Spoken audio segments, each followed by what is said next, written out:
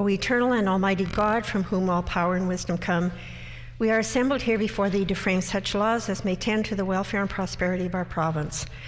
Grant, O merciful God, we pray thee, that we may desire only that which is in accordance with thy will, that we may seek it with wisdom and know it with certainty and accomplish it perfectly, for the glory and honor of thy name and for the welfare of all our people.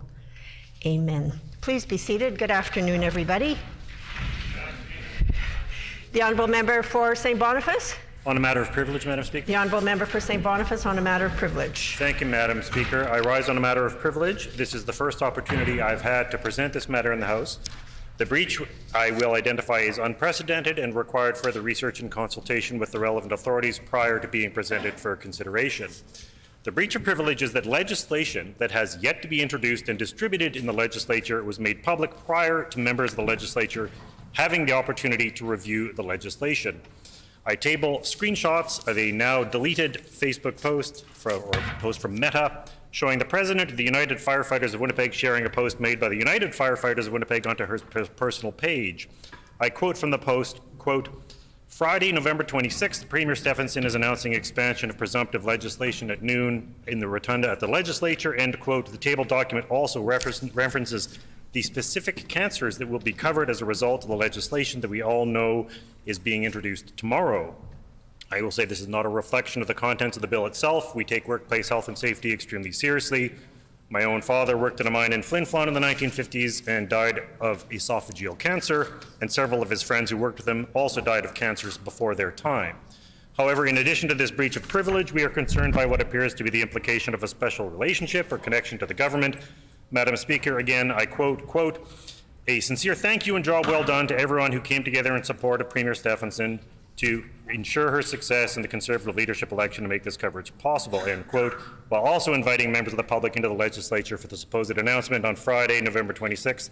It should not take a special relationship with the government to get cancer treatment, Madam Speaker. The text of the bills must be presented to the House and elected MLAs first, prior to the information being in the public realm. This should be a matter for the House to resolve in an expeditious manner. I move, seconded by the member for River Heights, that as a result of this serious breach of privilege, this issue be immediately referred to an all-party committee of this House. Just a reminder to the member that when referring to somebody in the House, it should be by their appropriate title. In this case, it would have been the Honourable First Minister. Thank you to the Honourable Member for St. Boniface. Before recognizing any other members to speak, I would remind the House that remarks at this time by honourable members are limited to strictly relevant comments about whether the alleged matter of privilege has been raised at the earliest opportunity and whether a prima facie case has been established. The Honourable Government House Leader. Thank you very much, Madam Speaker. I won't argue with the member opposite on his assertion that this is the earliest opportunity that he's had to raise this in the House. I would take him at his word on that assertion. On the issue, and of course he references the fact that this government has a strong relationship with the firefighters, Madam Speaker.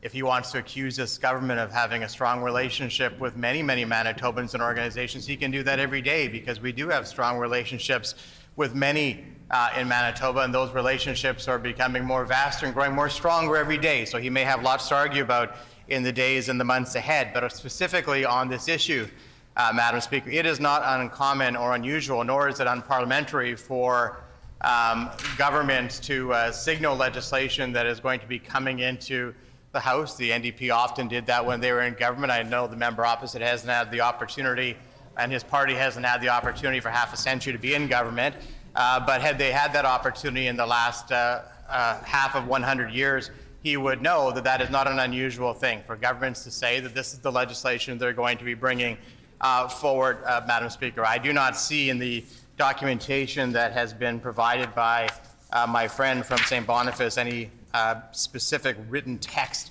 of any legislation that is going to be tabled or may be tabled in this House at some time in the future, Madam Speaker. So signaling that a government is going to do something is not unusual. In fact, the government signaled it in the throne speech that this was going to be coming forward, Madam Speaker. So there's lots of understanding that this legislation is going to be coming forward. I'll take him at his word that he's not concerned about the content of the legislation and the intent of the legislation. We'll find out when he has an opportunity to vote on it, Madam Speaker. But yes, we are guilty of one thing, and that is growing relationships with many organizations and Manitobans around the province, and we'll continue to be guilty of that in the days and the months ahead, Madam Speaker.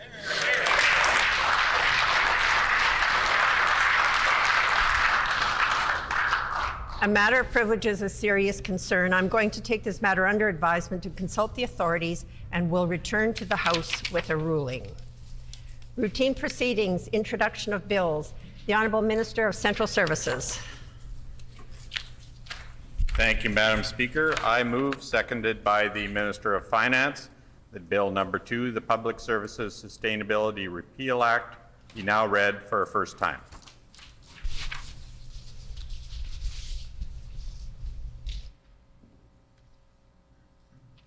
It has been moved by the Honourable Minister of Central Services, seconded by the Honourable Minister of Finance, that Bill Number 2, the Public Services Sustainability Repeal Act, be now read a first time. The Honourable Minister for Central Services. Thank you, Madam Speaker. This bill repeals the Public Services Sustainability Act, which is unproclaimed, and 3 other legislative references to it. It is evidence of our fresh start, and we feel it's time to move on, and we hope this bill will enable others to move along with us.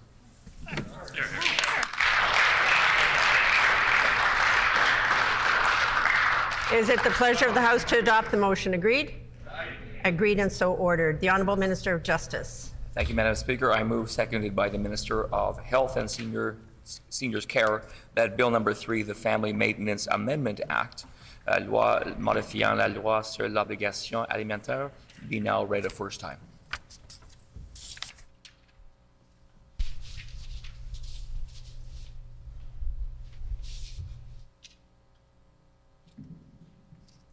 It has been moved by the Honourable Minister of Justice, seconded by the Honourable Minister of Health, that Bill Number 3, the Family Maintenance Amendment Act, be now read a first time. The Honourable Minister of Justice. Madam Speaker, the Family Maintenance Amendment Act will replace Part 2 of the Family Maintenance Act dealing with the parentage of children. It includes provisions addressing parentage of children conceived through assisted production, with or without surrogacy. In so doing, the new legislation will safeguard the rights of children and ensure legal recognition of the intended parents. The bill responds to a court determination of invalidity respecting existing provisions of the Family Maintenance Act that do not address parentage of children conceived through assisted reproduction. Modernizing and improving the justice system in Manitoba, it continues to be the priority of our government. We believe this bill is an important step forward in our government's commitment to modernize family law in Manitoba.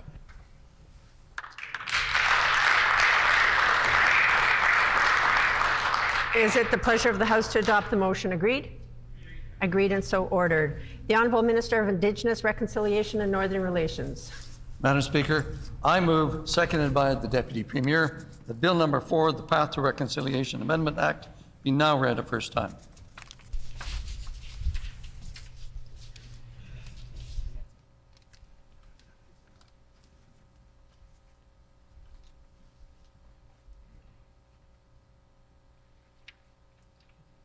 It has been moved by the Honourable Minister of Indigenous Reconciliation and Northern Relations, seconded by the Honourable Deputy Premier, that Bill Number 4, the Path to Reconciliation Amendment Act, be now read a first time.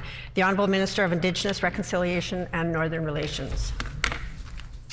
Madam Speaker, our government is proposing amendments to the Path to Reconciliation Act that will affirm in legislation our commitment to the missing and murdered women and girls' calls for justice as a central and guiding aspect of our work. Manitoba's commitment to reconciliation is outlined in the Path to the Reconciliation Act. Under this legislation, Manitoba's efforts are to be guided by the Truth and Reconciliation Commission of Canada's calls to action and the principles set out in the United Nations Declaration on the Rights of Indigenous Peoples. Today's proposed amendments will add the MMIWG calls to justice as foundational to guiding our work.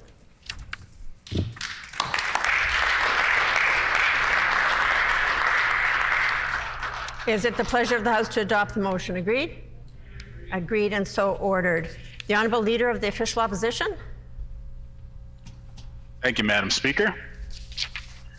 I move, seconded by the member for Kiwetinoong, that Bill number 202, the Louis Riel Act, Loi sur Louis Riel, be now read a first time. It has been moved by the Honourable Leader of the Official Opposition, seconded by the Honourable Member for Kiwetinoong, that Bill number 202, the Louis Riel Act, be now read a first time. The Honourable Leader of the Official Opposition. Merci, Madame la Présidente. Je suis très content de présenter ce projet de loi aujourd'hui qui va rendre la situation où M. Riel pourrait être reconnu comme le Premier ministre du Manitoba. We all know that Louis Riel is the father of Manitoba, and while he carried the political title of President during his time here on Earth, today, as members of the Legislative Assembly, we recognize that one of the names for the First Minister is the President of the Executive Council. Therefore, this bill would recognize Louis Riel as the first Premier of Manitoba.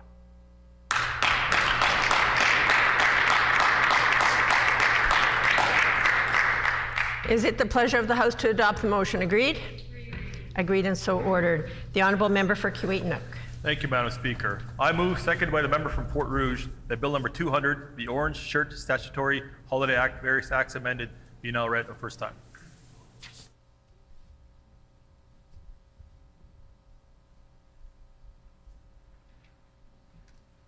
It has been moved by the Honourable Member for Kiwetinoong, seconded by the Honourable Member for Fort Rouge, that Bill number 200, the Orange Shirt Day Statutory Holiday Act, various acts amended, be now read a first time. The Honourable Member for Kiwetinoong.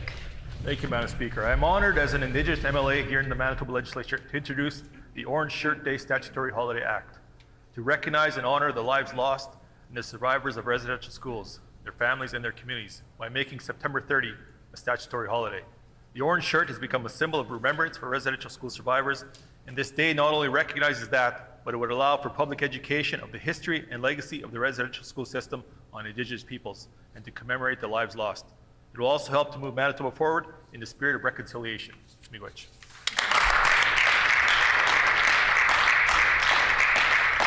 Is it the pleasure of the House to adopt the motion? Agreed? Agreed and so ordered. The Honourable Member for River Heights. Madam Speaker, I move, seconded by the MLA for Tyndall Park, that Bill number 201, the Regional Health Authorities Amendment Act, la loi modifiant la loi sur les offices régionaux de la santé, be now read a first time and passed.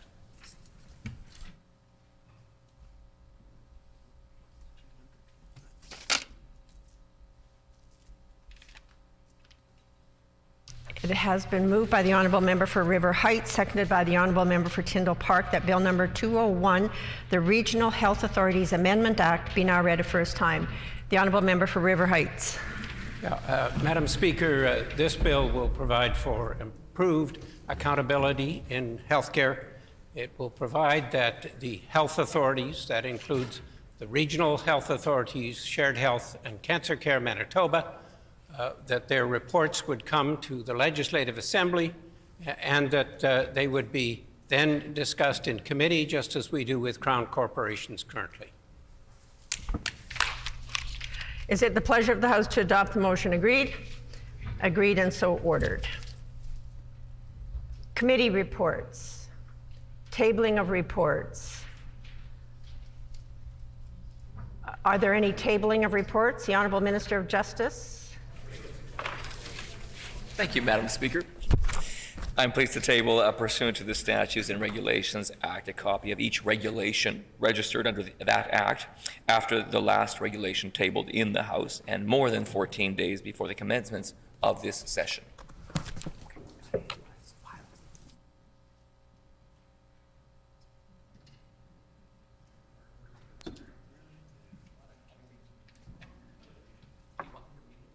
Ministerial Statements. The Honourable Minister of Sport, Culture and Heritage, and I would indicate that the required 90 minutes notice prior to routine proceedings was provided in accordance with our Rule 26, Bracket 2. Would the Honourable Minister please proceed with her statement? Madam Speaker, I rise today to shine a light on the Holodomor, remembered as one of the darkest times in Ukrainian history, when Ukrainians were starved to death during the Stalin regime. This year marks the 89th anniversary of this tragic chapter in history where an artificial famine in Ukraine was created through the deliberate seizure of land and crops. Millions of people slowly starved to death on Ukraine's fertile lands, known as the breadbasket of the world. Madam Speaker, for decades, the Holodomor went unrecognized and even denied. Our government is committed to shed a light on the Holodomor genocide through public education and commemorative events. This year, we are again not able to host Holodomor survivors, but I am forever grateful for those brave survivors like Mrs. Luba Semenuk, who bravely shared her heart-wrenching story to help ensure this horrific chapter in Ukrainian history is never repeated or forgotten. Madam Speaker, I will never forget when Mrs. Semenuk shared her personal story, recalling the sad memory of her neighbors crying because they had no food to feed their families. Her story is forever etched in my mind and serves as a terrible reminder of the horror inflicted on innocent Ukrainians. We must forever shine a light on this dark time in Ukrainian history to ensure atrocities like the Holodomor are never, ever repeated. Just a few moments ago, I was humbled to stand together with our Ukrainian community at the Bitter Memories of Childhood Monument to light candles and offer prayers in memory of those lives who perished during this dark chapter in Ukrainian history. And today, as we remember the Holodomor, we also recognize the universal values of compassion, acceptance, equality, and human rights. It is by recognizing and acting on these values that we foster peace, mutual respect, and understanding. Madam Speaker, on this solemn anniversary, I invite all of my colleagues in the Manitoba Legislature and virtually to join me in a moment of silence in honor of those who perished in the Holodomor. Thank you. The Honourable Member for Fort Garry. Thank you, Madam Speaker. This week is National Holodomor Awareness and Education Week in Canada, and as we join Ukrainian communities all around the world to commemorate the 89th year since the Holodomor, the importance of remembering the horrors of the Holodomor, a famine deliberately induced by the Soviet regime that killed between 10 and 14 million people, cannot be understated. The name Holodomor translates literally to death by hunger. It's a stark reminder of how the famine was man-made and efforts to help Ukrainian people were purposely thwarted. We must remember and honor the victims of the Holodomor to ensure we remain vigilant in upholding human rights and freedoms in our own nation and respond to the persecution and state-mandated atrocities many ethnic groups and nations around the world are experiencing today. The Holodomor genocide is remembered by the Ukrainian community throughout the world, including here in Manitoba, where many survivors and their descendants have made their home. Manitoba's Ukrainian community has played a major role in the development of our society and our province, and every Ukrainian family in Manitoba has in some way felt the suffering and loss of the Holodomor. To honor the memory of those we lost, the province of Manitoba marks the fourth Saturday of November as the Holodomor Ukrainian Famine Genocide Memorial Day. I encourage Manitobans to engage with some of the events about the Holodomor over the next several days. We must never forget the past. You can visit the Holodomor Famine Genocide Monument, Mother and Child, at the Winnipeg City Hall, or the Holodomor Famine Genocide Monument, Bitter Memories of Childhood, on the west side of the Manitoba Legislative Grounds. You can also attend or view virtual Holodomor Memorial Panachida services at participating Ukrainian Orthodox and Ukrainian Catholic churches this Sunday, November 28th. May we continue to honor the lives of those lost by doing all that we can to aid those affected by genocides and to prevent future genocides. Eternal memory, eternal memory, eternal memory. Vichniam pamyat, vichniam pamyat, vichniam pamyat. The Honourable Member for Tyndall Park. Thank you, Madam Speaker. I ask for leave to speak in response to the Minister's statement. Does the member have leave to respond to the ministerial statement? Leave has been granted. Virtually today, in remembrance of those from Ukraine who suffered the horror of the genocide, the Holodomor. Madam Speaker, several years back, I had the opportunity to experience the National Museum Memorial to Holodomor victims in Kiev, Ukraine. And the senses that overcome one's body in this museum resonates and amplifies how horrific the famine was. It portrays the pain and suffering that millions of people were forced to endure. When I reflect upon this experience, I also remember the two angels of sorrow at the entrance of the monument representing the guardians of the souls who starved. I also think about the replica statue on our legislative grounds of the young girl clutching a handful of wheat. This statue is titled The Bitter Memory of Childhood and has been dedicated to the most vulnerable victims of starvation. Madam Speaker, history is being made right now, and sadly, it's not for any good reason. As we speak, there's great concern about Russia's invasion of eastern Ukraine. We have such a strong presence of Ukrainian heritage here in Manitoba, and we need to stand in full support with Ukraine in their defense of their territory. In closing, I'd like to thank the Minister for bringing forward this ministerial statement, as we know that much of what we discuss is difficult to articulate, but we must continue to speak and share stories in remembrance and the hope to learn from the past. We honor the memory of those who died and those who survived. Thank you. Is there leave for a moment of silence? Leave has been granted. Please stand.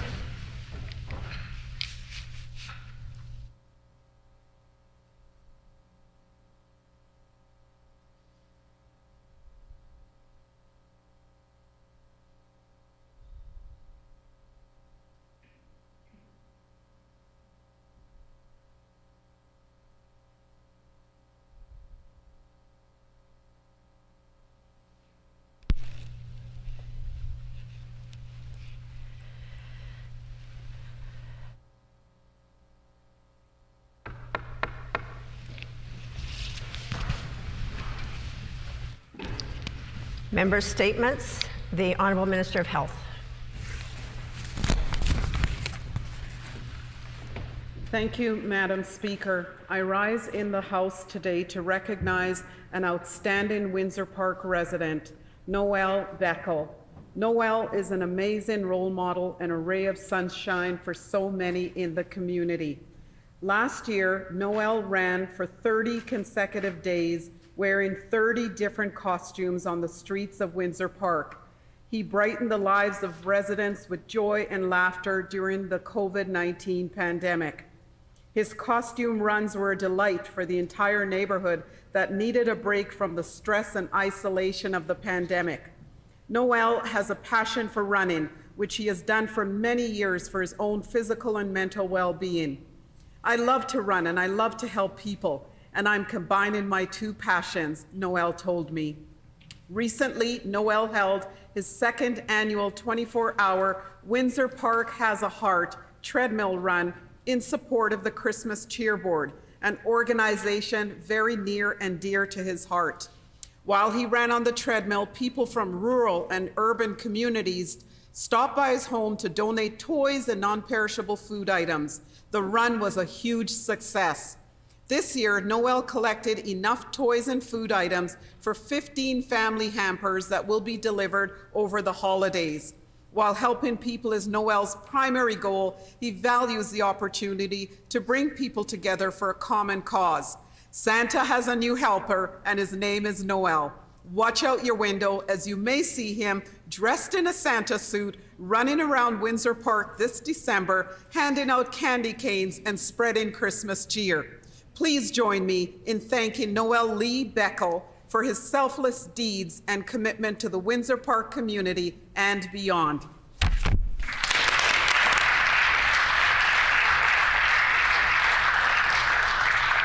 The Honourable Member for St. John's. Which, Madam Speaker, on this International Day for the Elimination of Violence Against Women and the first day of 16 days of activism against gender-based violence, I acknowledge service providers working on the front lines of addressing gender-based violence.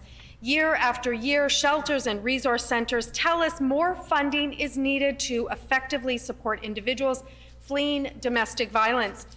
Instead, this PC government doesn't listen, but rather demands these organizations do more with less, and hired men to interrogate experts to explain what their business model was, what would be the return on the government's investment, or explain why they can't fix their clients after 1 hour of counseling, or why they need 4 counselors instead of 2, and why can't they get a job and find a house and get daycare once they leave the shelter. Organizations are expected to simply absorb the cost of inflation of heating bills, food bills, menstrual products, diapers within their existing budgets. Organizations are supposed to be satisfied with paying staff $17 an hour to work with individuals experiencing severe trauma and have more complex needs.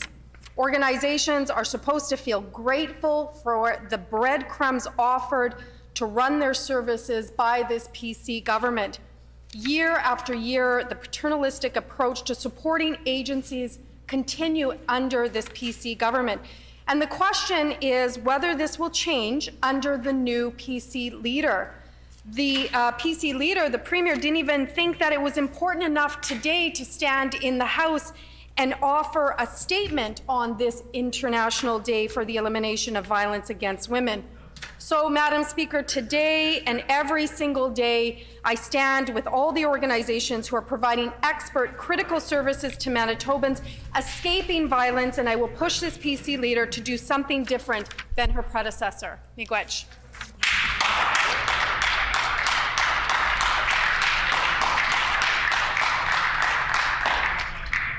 The Honourable Member for Lachemaudière. Madam Speaker, I rise today in the Chamber to talk about Take Your MLA to Work Day. Order.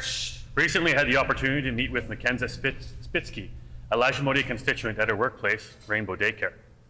The meeting was arranged by Lori Watson-Sewell and Amber Riel from Connect Employment Services.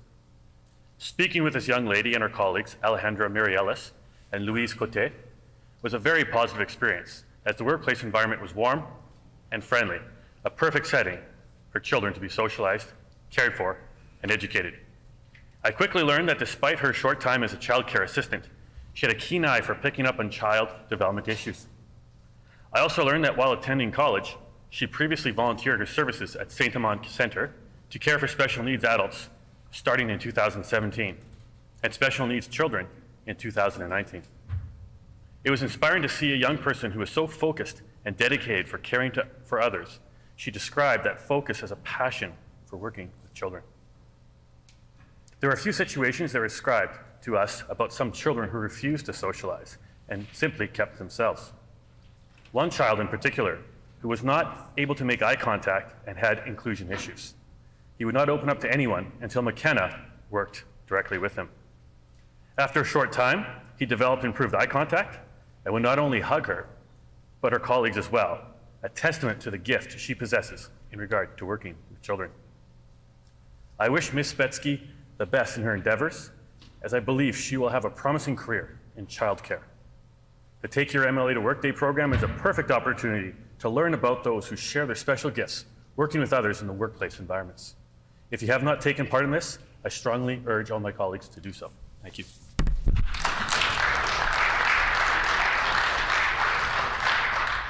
The Honourable Member for Transcona. Thank you, Madam Speaker. Just like my colleague, the member from Lachemaudière, I had the good fortune to shadow an early childhood educator at Prairie Nature Children's Centre located at Westview School. Spending time there certainly brought to light the many challenges facing childcare as we begin to navigate our way out of the pandemic. I am grateful to the director, Mariella Carr, for taking the time to review with me the balancing act she and many other directors perform daily to get to the end of the month. For example, they must balance the never-ending phone calls asking for space from desperate parents with the human resource challenges that get harder every day.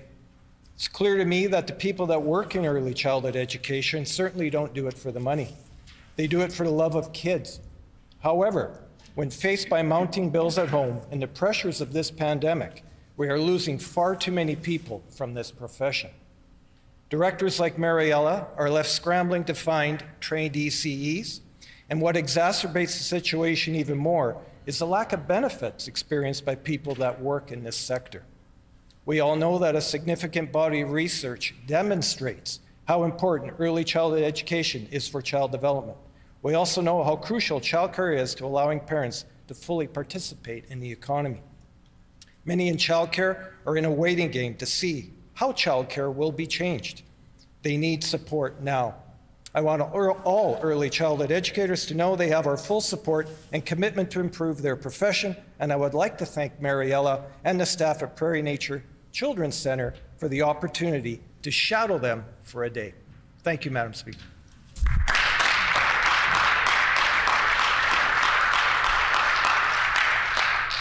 The honourable member for River Heights. Madam Speaker, Manitoba Liberals have long believed in improved accountability in healthcare. 2 decades ago, I introduced legislation to make accountability a general principle in healthcare, just as universality and public administration are general principles.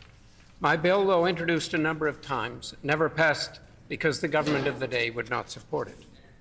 A few minutes ago, I introduced Bill 201, the Regional Health Authorities Amendment Act. It takes another approach to bring accountability to healthcare.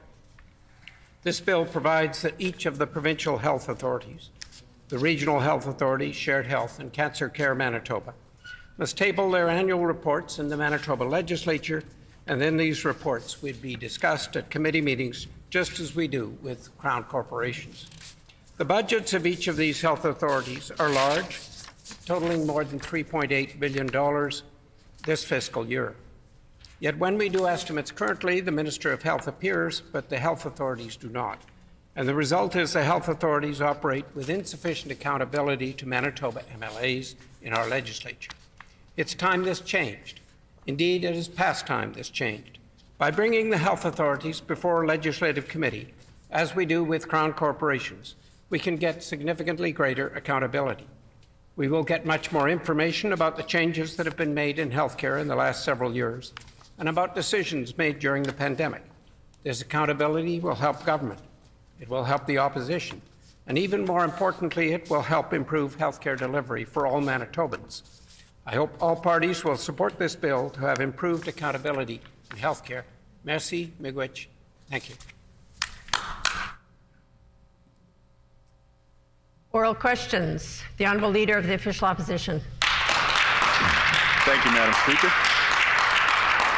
We need nurses at the bedside to deliver good health care. Documents that we've obtained and are sharing today show that there is a crisis in our hospitals, and it's been caused by the Pallister-Stephenson government's cuts. At St. Boniface Hospital, there is a 32% vacancy rate in critical care. That means 1/3 of positions for ICU nurses are empty. There is a 26% vacancy rate in the ER. That means the emergency room.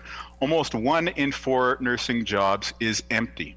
These are massive shortages. The Pallister-Stephenson government's cuts to healthcare have only made the situation worse. Will the former Minister of Health take responsibility for causing a crisis in our critical care and emergency rooms at St. Boniface?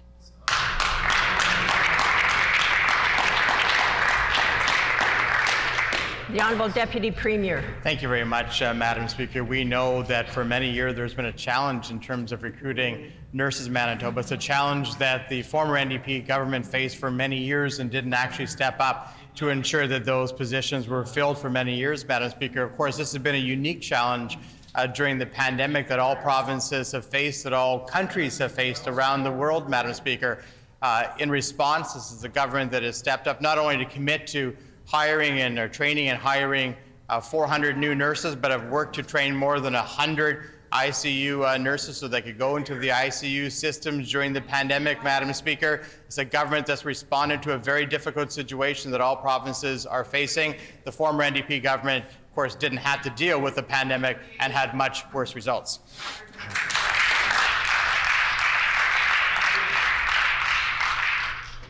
The Honourable Leader of the Official Opposition on a supplementary question. Well, the new PC leader was the health minister when these cuts took place and when these numbers come from. She was a health minister when more and more nurses were driven out of the province because of this government's behavior. At the Grace Hospital, there is a 37% vacancy rate in critical care, 37% vacancy rate in the ICU, more than 1/3. There's a 25% vacancy rate in the ER at the Grace. 1 in 4 positions are empty at Grace's emergency department. Patients just can't get the care that they need. when there aren't the frontline nurses there to provide it. And we've all seen the impacts of that time and time again through the pandemic. Why does the member for Tuxedo think a 37% vacancy rate at Grace's ICU is acceptable?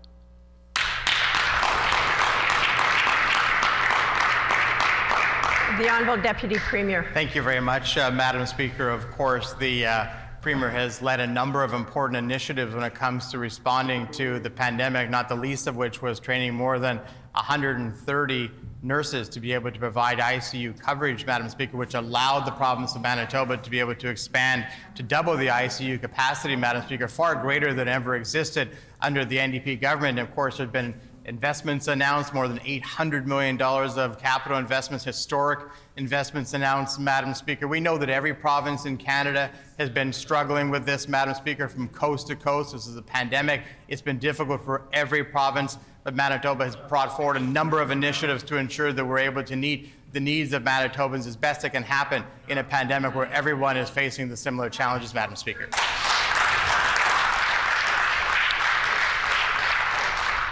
The Honourable Leader of the Official Opposition on a final supplementary. Madam Speaker, these numbers show why Manitoba fared so poorly and why our ICUs were overrun so quickly, and it's all because of the Pallister-Stephenson government's healthcare cuts. It was a political decision to create these vacancies. At our biggest hospital, the Health Sciences Centre, there is a 22% vacancy rate for nurses in the ICU. And there's almost a 19% vacancy rate in the emergency department. That's one of the most important hospitals in Manitoba, and 1 in 5 nursing positions in their emergency department are sitting empty because of the political decisions made by the current Deputy Premier, the current PC leader, and of course, all of the PC MLAs. This is on the Pallister-Stephenson government and their cuts. Will the new PC leader take responsibility and acknowledge that they have created a crisis at St. Boniface, the Grace, and the Health Sciences Centre?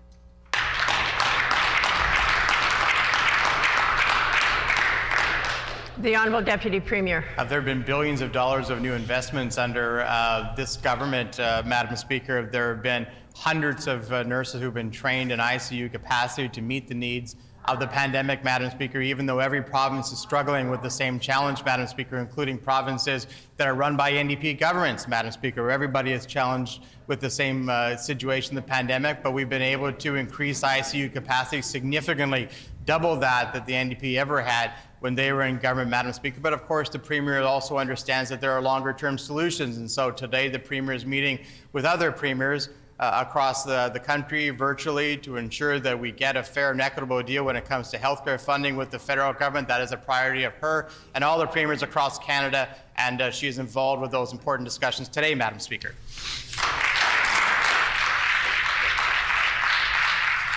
The Honourable Leader of the Official Opposition on a new question. Well, let's talk about the impact of the healthcare cuts on people. Ruth Sampson has lived her entire life in the Stonewall area. She and her husband farmed and made a life for themselves there. She's now 100 years old, and she needs a bed in a personal care home. But instead of staying at the Stonewall Hospital, close to her family, friends, and where she's lived for a century, she has been moved by this government hours away to Crystal City. Moving seniors in their time of need to free up beds is simply the wrong move and shows we haven't learned any of the lessons of the pandemic under this PC government. Will the new PC leader take action and make sure that Ruth can get a personal care home bed close to where she has lived for 100 years?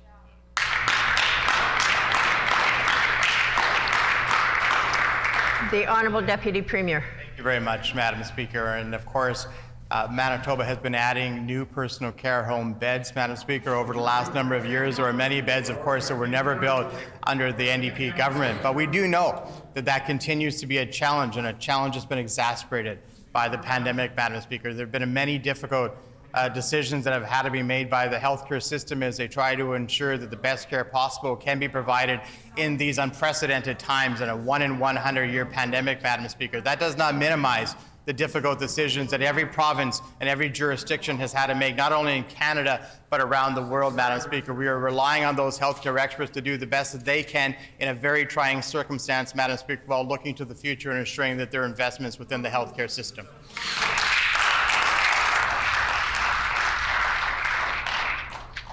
The Honourable Leader of the Official Opposition on a supplementary question. This government has not created any net new personal care home beds. 2 years into the pandemic, it's simply not good enough for them to say that the pandemic is a unique challenge. We need to do better for seniors.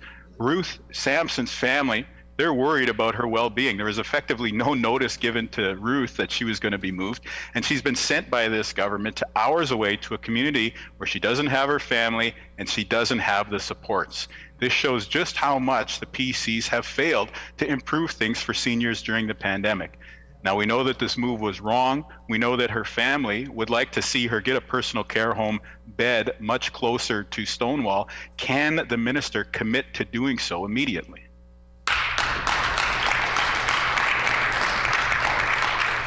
The Honourable Deputy Premier. Madam Speaker, I heard the Leader of the Official Opposition say that the 1 in 100 year pandemic is not a unique challenge for the healthcare system, Madam Speaker. I would ask him to look around at all jurisdictions in the world that have gone through very difficult situations in the last 20 months, Madam Speaker. There is not a jurisdiction that has been untouched by this pandemic, and there's no question that there are people around the world who've been impacted as a result. And I know the members opposite don't feel that the pandemic is significant either, Madam Speaker, but there are many Manitobans, many Canadians, many citizens of the world that have been impacted as a result of the pandemic in many different ways, Madam Speaker, including in healthcare, Madam Speaker. We're relying upon our health experts and the system to ensure that those are minimized as best as possible, Madam Speaker.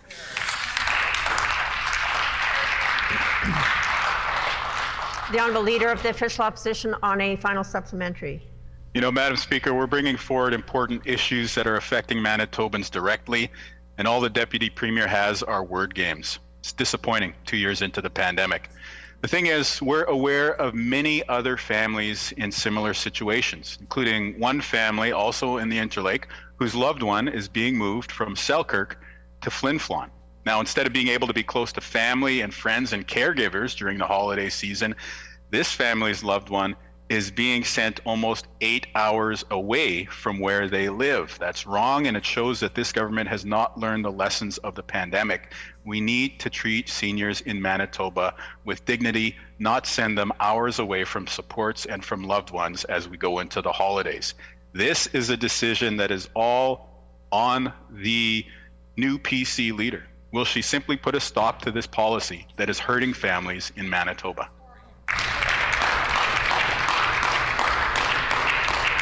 The Honourable Deputy Premier. Madam Speaker, nobody is suggesting that the pandemic and its effect hasn't been incalculable in terms of its impact on individuals in Manitoba, Canada, and around the world. It's been devastating for many individuals in many different ways, Madam Speaker.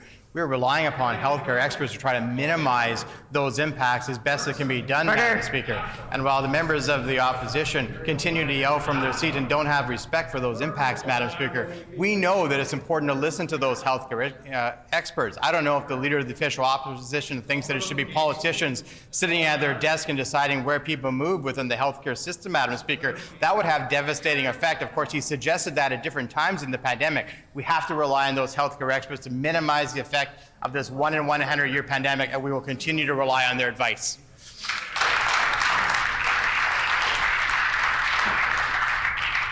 The Honourable Member for Notre Dame. We know Bill 64 caused a lot of damage and disruption for parents, teachers, and educators. It was a terrible bill, and that's why we opposed it from the start.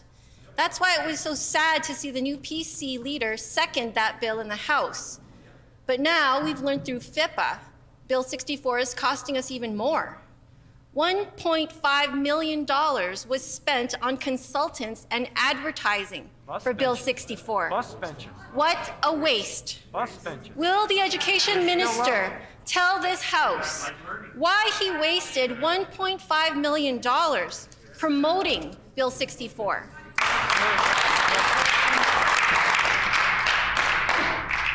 The Honourable Minister of Education. Well, thank you very much, Order. Speaker, and I do appreciate the questions from the members opposite. I'll reflect back on the K-12 report. We engaged Manitobans, thousands of Manitobans, on a K-12 commission review. Order. Brought forward 75 recommendations that we're reviewing currently. Madam Speaker, we will never, and we'll always work with Manitobans. We're going to invest money in consulting with Manitobans, Madam Speaker. That's what we do. We consult with Manitobans before we make decisions.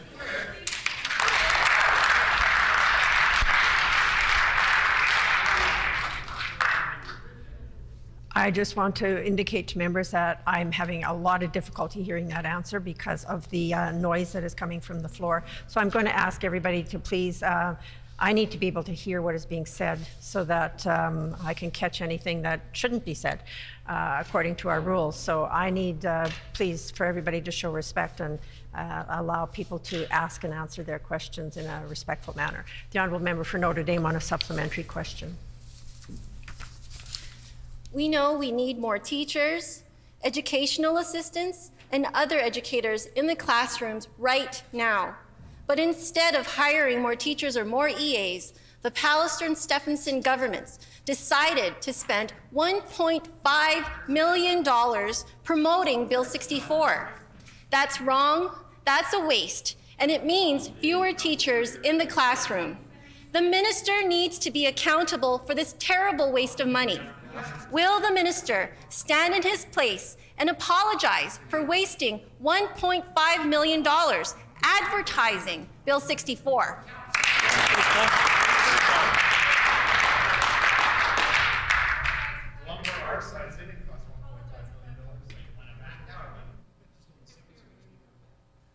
The Honourable Minister of Education. Well, Madam Speaker, we're never going to apologize for consulting with Manitobans.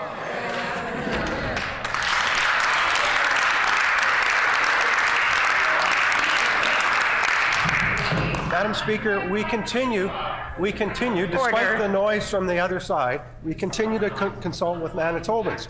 We have currently 637 Manitobans who are working on advisory roles through intakes.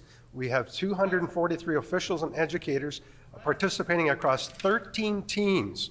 And these 13 teams are out in the field today, consulting with Manitobans on how we can improve the education system here in Manitoba.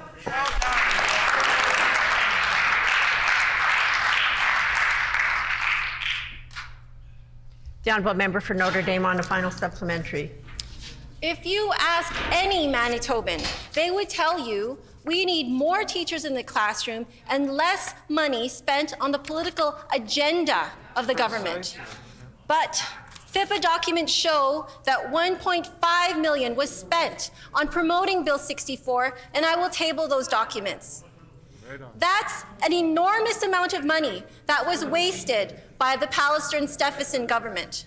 But there is no accountability from this government. He needs to be clear.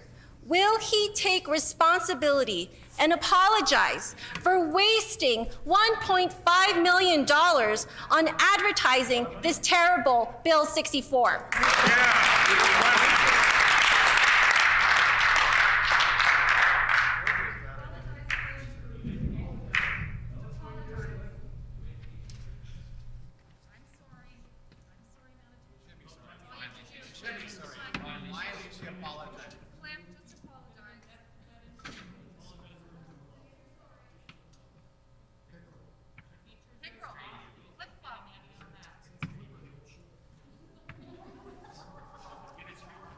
If the members want to lose time in oral questions, this is exactly how to do it.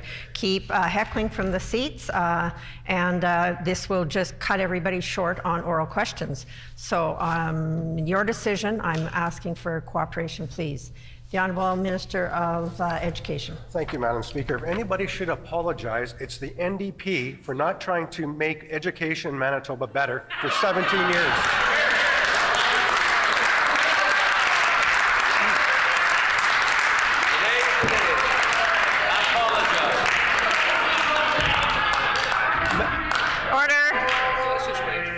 Madam Speaker, Manitobans. Order.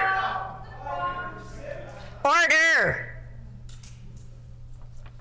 Manitobans are investing over $3 billion in the K-12 education system in Manitoba.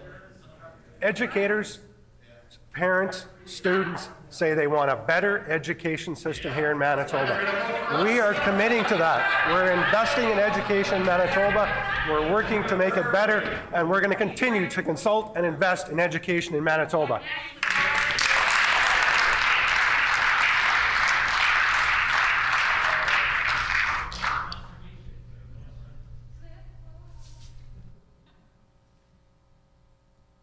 The honourable member for Fort Garry. Times are tough for families right now, and life's getting less affordable as the cost of living keeps rising. That's why, Madam Speaker, it's disappointing to see that instead of helping Manitobans through these difficult times, this Pallister-Stevenson government is yet again only helping the wealthy. I'll table for the House the minister's own briefing note, which shows that landlords are getting nearly 7 times more in education tax rebates than average homeowners. The facts don't lie, Madam Speaker. Hundreds of dollars more is going to landlords than homeowners. Why is the minister doling out corporate welfare to landlords and leaving the rest of Manitobans behind?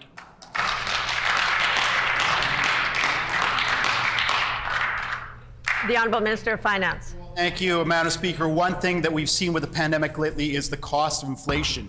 And one thing our government has done, it provides important tax relief to Manitobans that has been voted against by the NDP time and time and time again, Madam Speaker. What we provided in terms of an education property tax, over 450,000 Manitobans got benefit to this tax increase. If you're living in the city of Winnipeg, that means close to $500 more. That's going to help with things like inflation that we're seeing. We wish the NDP would get on board instead of quit jacking up taxes on Manitobans at every chance they get, Madam Speaker.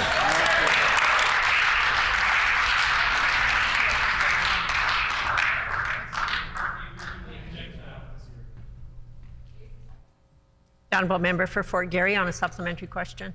7 times, Madam Speaker, 7 times the amount is going to corporate landlords than it is to the average Manitoban household. Each and every day, we see more Manitobans being left behind by this government.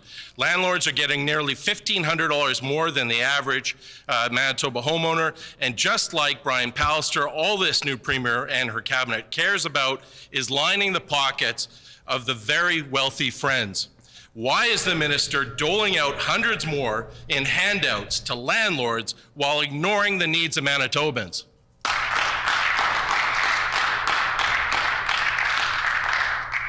The Honourable Minister of Finance. Well, we know, Madam Speaker, that providing important tax relief to Manitobans, especially during a time of high inflation, is extremely important. Over 425,000 people, property owners, got more tax money back. You're a farm owner property, over 175,000 property owners, farm property owners got supports. And yes, Madam Speaker, with our rent control we put on for 2 years, renters are going to be better off under our plan than the NDP plan, Madam Speaker.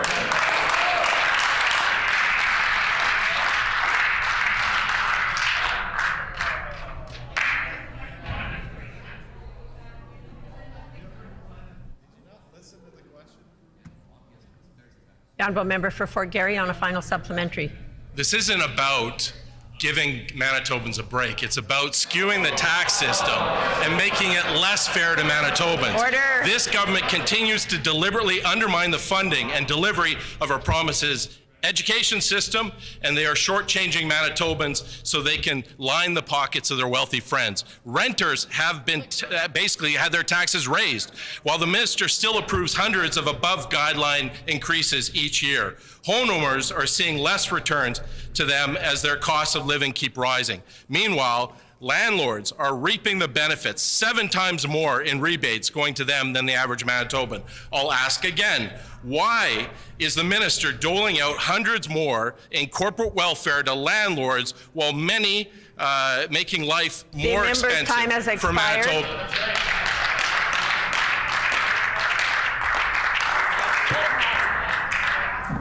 The Honourable Minister of Finance. Well, thank you, Madam Speaker. And this member obviously thinks it's over 650,000 property owners don't count, Madam Speaker. We are on the back, so we are supporting property owners here in the province of Manitoba, having important tax relief because of inflation that's going on. That's much needed.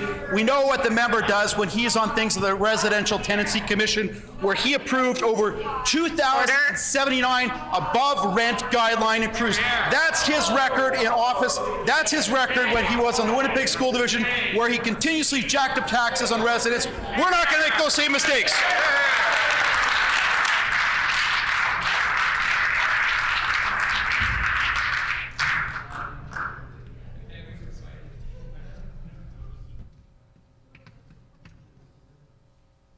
The honourable member for Point Douglas.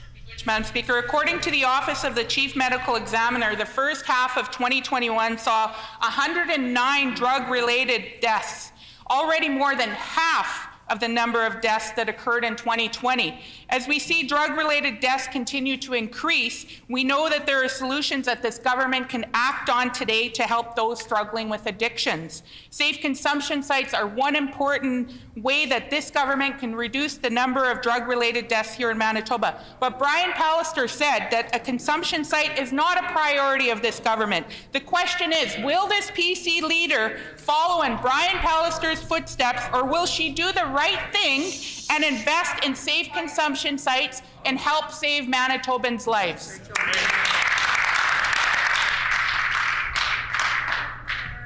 The Honourable Minister of Health. Thank you, Madam Speaker, and I'd like to start by extending my deepest condolences to the member for Point Douglas on the loss of her brother-in-law.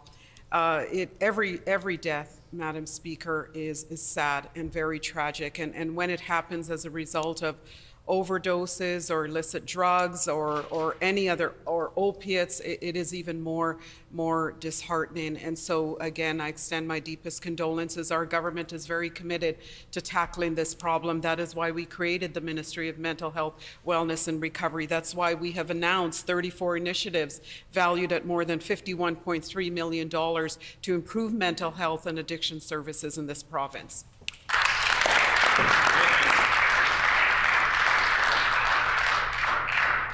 The honourable member for Point Douglas on a supplementary question. Thank you, Madam Speaker. I appreciate that condolences.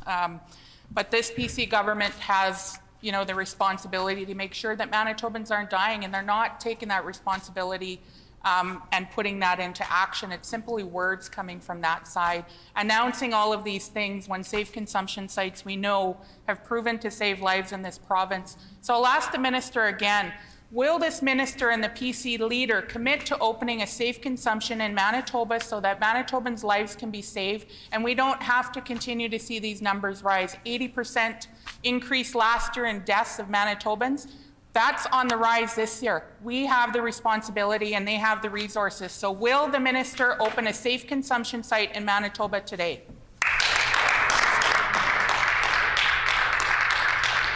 The Honourable Minister of Health. Madam Speaker, and our government is committed to reducing the risk for people using drugs and saving lives by preventing premature mortality and improving quality of life. And we do take this matter very, very seriously. The member for Point Douglas is incorrect in stating that we do not. That is why we have committed $282,000 to expand mobile withdrawal management services at Clinic Community Centre, $35,000 for Tamarack Recovery Centre, $3.5 million for the Bruce Oak Recovery Centre, and $819,000 to expand services at the Rapid Access for Addictions Medicine, because we care and because we take it seriously.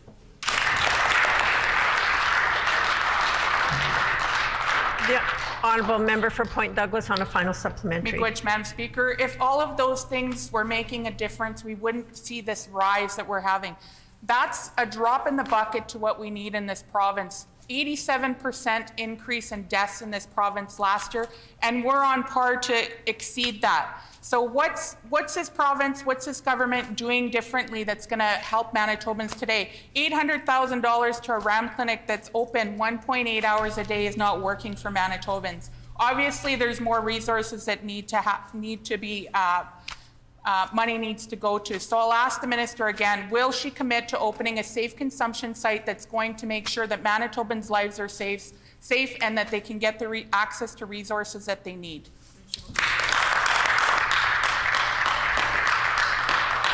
The Honourable Minister of Health. Madam Speaker, I'm not sure why the member for Point Douglas continues on this narrative of discrediting the good work that is being done at Rapid Access for Addiction Medicine clinics. And prior to 2018, RAM clinics did not even exist at all because the members opposite didn't think that they were needed in terms of helping the 7,000 Manitobans the RAM clinics have helped to date in terms of individuals seeking care. And we're committed to doing more. That is why, Madam Speaker, we are going across the province talking to health experts, talking to people with lived experiences, so we can develop a 5-year action plan that will meet the needs of all Manitobans.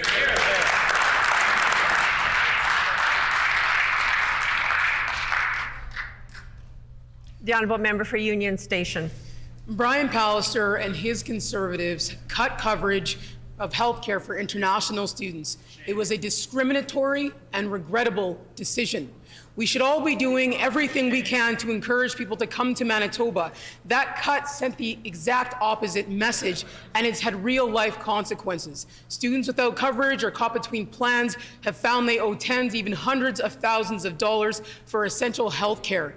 That needs to change. Will the PC leader reverse Brian Pallister's cuts and ensure all international students get a Manitoba health card?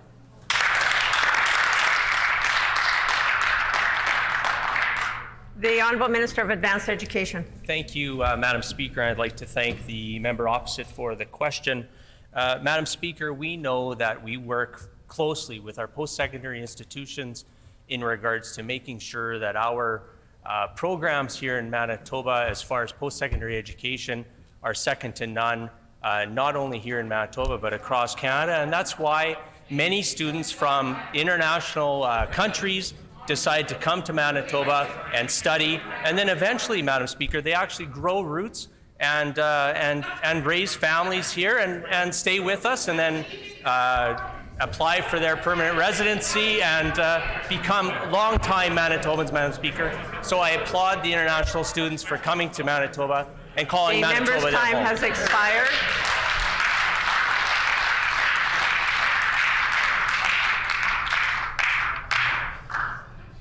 Order. Order.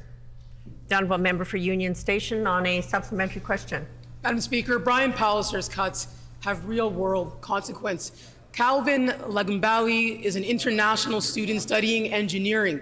His private health insurance lapsed in a short break between programs. In that time, he got sick and needed surgery, and then he got COVID. His final bill, $126,000. That is completely unacceptable. We need to encourage students, newcomers, to study here, live here, and work here in Manitoba. This government and PC leader need to restore health coverage for international students if they want to live up to their own commitments in their throne speech. Will they do so today?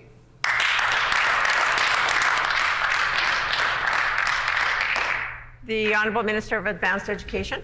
Thank you, Madam Speaker, and again, I thank the member opposite for the question. As you know, the personal situation that the member has brought up, of course, the department is aware of it and has been working with also the Department of Health and having these conversations in regards to international students coming to the great province of ours, of Manitoba. Madam Speaker, we are committed to supporting the safe arrival of international students while protecting all students here in Manitoba, and universities and colleges continue to work within their institutions to make sure that they're working with public health insurance to make sure that healthcare insurance is affordable for international students coming to Manitoba, Madam Speaker.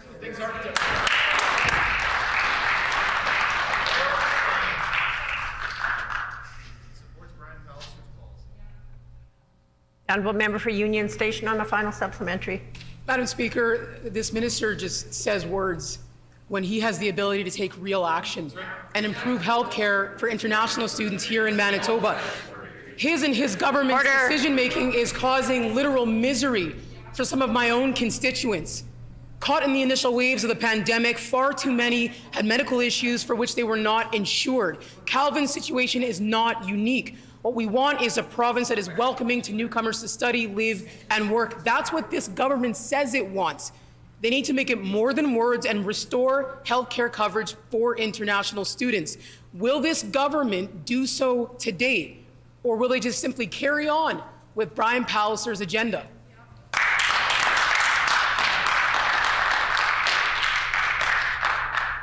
The Honourable Minister of Advanced Education. Thank you, Madam Speaker. And again, I think I thank the member opposite for the question, Madam Speaker. I'm not quite sure how I'm supposed to answer their question without using some form of words, Madam Speaker. International students, we know, bring diversity to this great province of ours, Madam Speaker. Order. Our province is a destination of choice due to, in part, our low cost of living and the strong programs that we have right here in Manitoba. We also have, as I've mentioned before, we have the lowest tuition west of Quebec, Madam Speaker, and third lowest in all of Canada. And that's why international students come to Manitoba. We work quite closely with IRCC to make sure that our international member's time has expired. Are safe.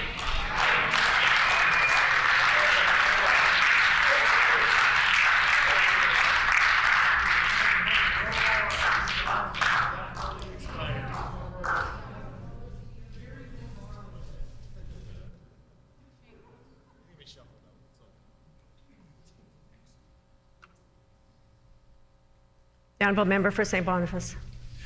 Thank you, Madam Speaker. I table a letter which the Premier and some of her ministers have also received about the terrible case of Tim Shumalak.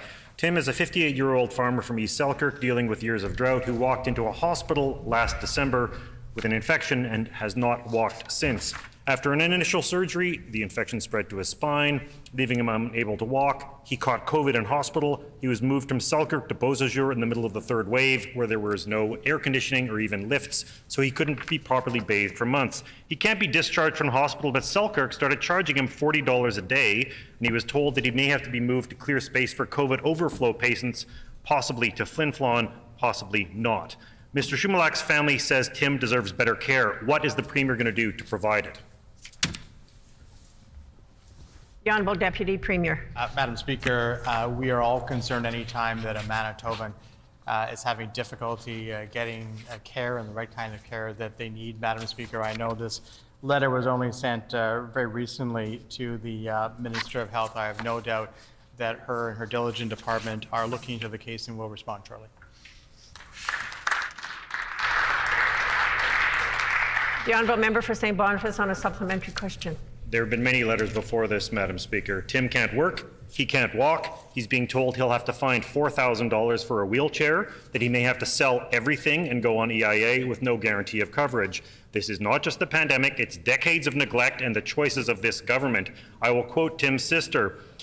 If the isolation of a pandemic hasn't created enough mental anguish, then the flippant disregard for his physical and mental well-being by this government and health district is more than apparent, end quote. His family has asked, quote, that he be placed in a facility in Selkirk that can meet his healthcare needs in a dignified manner, end quote. What is this government going to do that is new and different to fix what they broke and ensure that Tim and Manitobans like him in the healthcare system will get that care with dignity? The Honourable Deputy Premier. Thank you again, Madam Speaker, and I do appreciate the member opposite bringing forward a significant situation on behalf of Manitoba. And I think that all of us, when we hear difficult situations from our constituents or those who aren't in our constituency, want to do all that we can to help, and so it is appropriate for him to raise the issue. But I've already indicated that the Minister of Health, I'm sure, is now vested with this information. Her department, I'm sure, will be speaking to the Regional Health Authority on this very significant situation.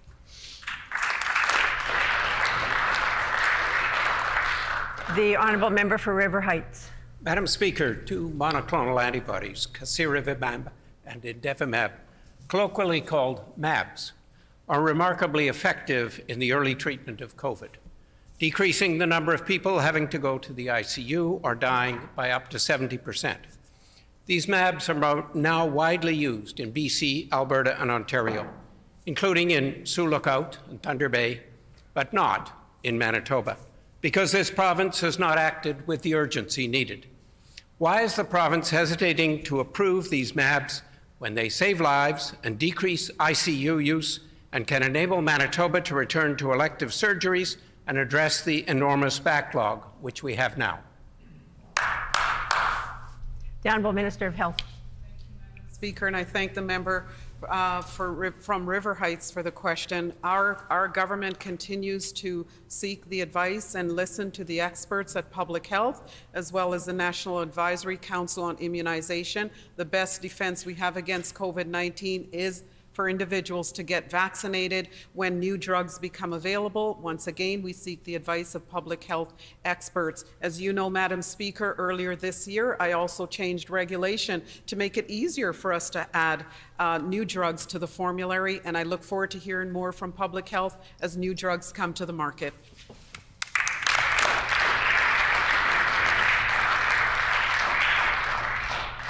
The Honourable Member for Brandon East. Speaker, last week Manitoba parents were excited to learn that plans had been finalized for the delivery of COVID-19 vaccinations for children between the ages of 5 and 11.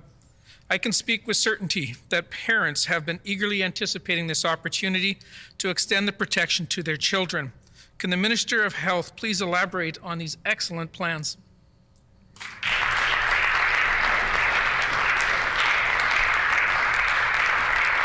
The Honourable Minister of Health. Member for that important question. Last Wednesday, Manitoba led the country with an immunization strategy for kids aged 5 to 11. Health Canada approval came last Friday, and parents were able to book appointments on Monday morning. Almost 25,000 appointments have been booked, not including appointments with doctors and pharmacists. The Protect Manitoba Kids campaign started immunizing kids age 5 to 11 yesterday, and on behalf of all Manitobans, I thank Dr. Reimer and the Vaccine Implementation Task Force for such an effective vaccine rollout. Thank you, Madam Speaker.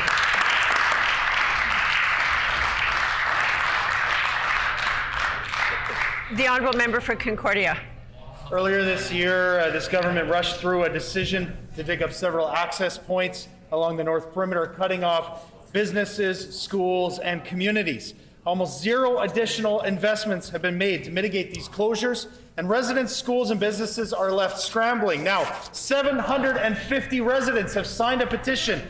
Over 50 residents were at a community meeting this over the weekend, and dozens protested along the North Perimeter on these closures, yet the minister refuses to listen to them and refuses to listen to his own government's documents that flag these residents' concerns as key themes. Will the minister admit that he was wrong, reverse these closures, and restore road access to these communities?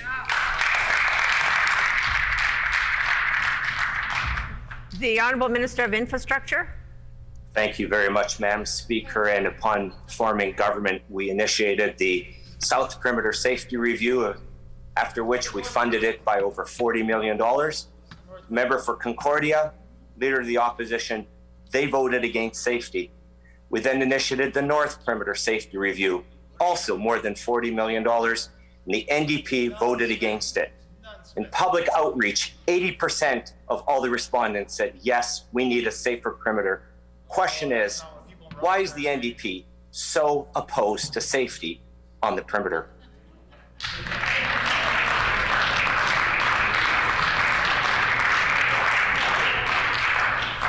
The time for oral questions has expired. Petitions.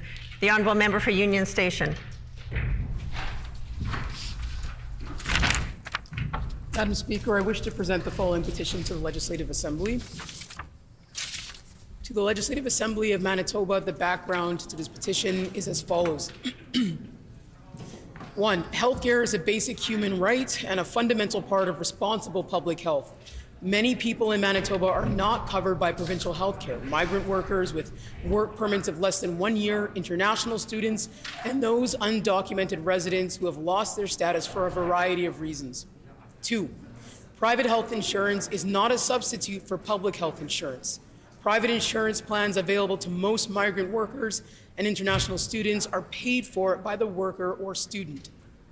They do not provide coverage for all the potential health needs covered by public health coverage, Individuals are required to pay up front for health expenses without a guarantee that they will be covered and wait weeks for reimbursement.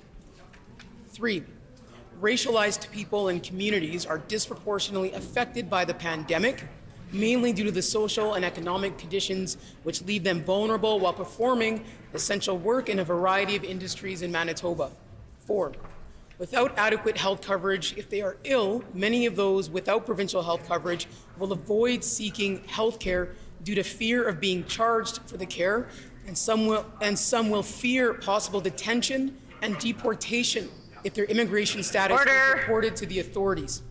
5, according to the United Nations Human Rights Committee, denying essential health care to undocumented irregular migrants is a violation of their rights. 6, jurisdictions across Canada and the world have adopted access without fear policies to prevent sharing personal health information or immigration status with immigration authorities and to give uninsured residents the confidence to access health care. 7, the pandemic has clearly identified the need for everyone in Manitoba to have access to public health care to protect the health and safety of all who live in the province. We petition the Legislative Assembly of Manitoba as follows. 1, to urge the provincial government to immediately provide comprehensive and free public health care coverage to all residents of Manitoba regardless of immigration status, including refugee claimants, migrant workers, international students, dependent children of temporary residents, and undocumented residents. 2, to urge the Minister of Health and Seniors Care to undertake a multilingual communication campaign to provide information on expanded coverage to all affected residents. 3, to urge the Minister of Health and Seniors Care to inform all healthcare institutions and providers of expanded coverage for those without public health insurance and the details on how necessary policy and protocol changes will be implemented. 4, to urge the Minister of Health and Seniors Care to create and enforce strict confidentiality policies and provide staff with the training to protect the safety of residents with precarious immigration status and ensure they can access public health care without jeopardizing their ability to remain in Canada. This has been signed by many Manitobans. In accordance with our Rule 132(6), when petitions are read, they are deemed to be received by the House. The Honourable Member for Concordia. Thank you, Madam Speaker. I wish to present the following petition to the Legislative Assembly. And the background to this petition is as follows. Number 1, Manitoba Infrastructure has undertaken the closure of all farm access roads along the North Perimeter Highway, forcing rural residents to drive up to 6 miles out of their way to leave or return to their property. Number 2, the provincial government's own consultation showed that closing the access of some of these roads, including Sturgeon Road, was an emerging concern to residents and business owners, yet the North Perimeter Plan does nothing to address this issue. Number 3, residents and business owners were assured that their concerns about these closures, including safety issues cited by engineers, would be taken into account and their access at Sturgeon Road would be maintained. However, weeks later, the median was nonetheless torn up, leaving local residents and businesses scrambling. Number 4, closing all access to the perimeter puts more people in danger as it emboldens speeders and forces farmers to take large equipment into heavy traffic, putting road users at risk. Number 5, local traffic, commuter traffic, school buses, emergency vehicles, and commercial traffic, including up to 200 gravel trucks per day from the Lilyfield Quarry, will all be expected to merge and travel out of their way in order to access the perimeter, causing increased traffic and longer response times in emergencies. Number 6, small businesses located along the perimeter and Sturgeon Road are expected to lose business as customers will give up on finding a way to their premises. Number 7, residents, business owners, and those who use these roads have been left behind by the provincial government's refusal to listen to their concerns that closures will only result in worsened safety and major inconveniences for users of the North Perimeter.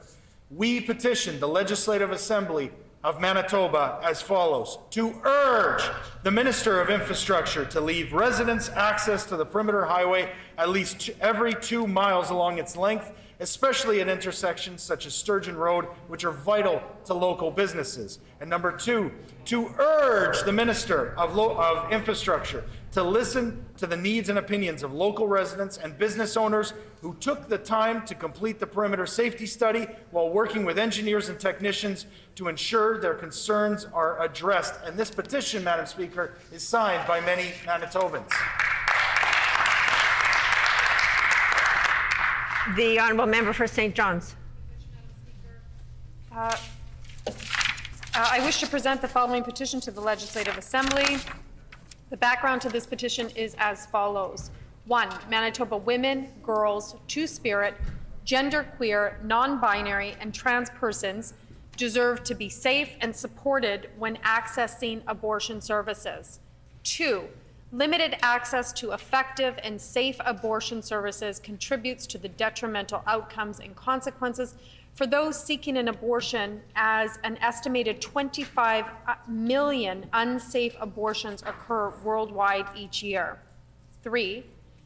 The provincial government's reckless healthcare cuts have created inequity within the healthcare system, whereby access to the abortion pill, mifeguy-miso, and surgical abortions are less accessible for northern and rural individuals than individuals in southern Manitoba, as they face travel barriers to access the handful of non-urban healthcare professionals who are trained to provide medical abortions.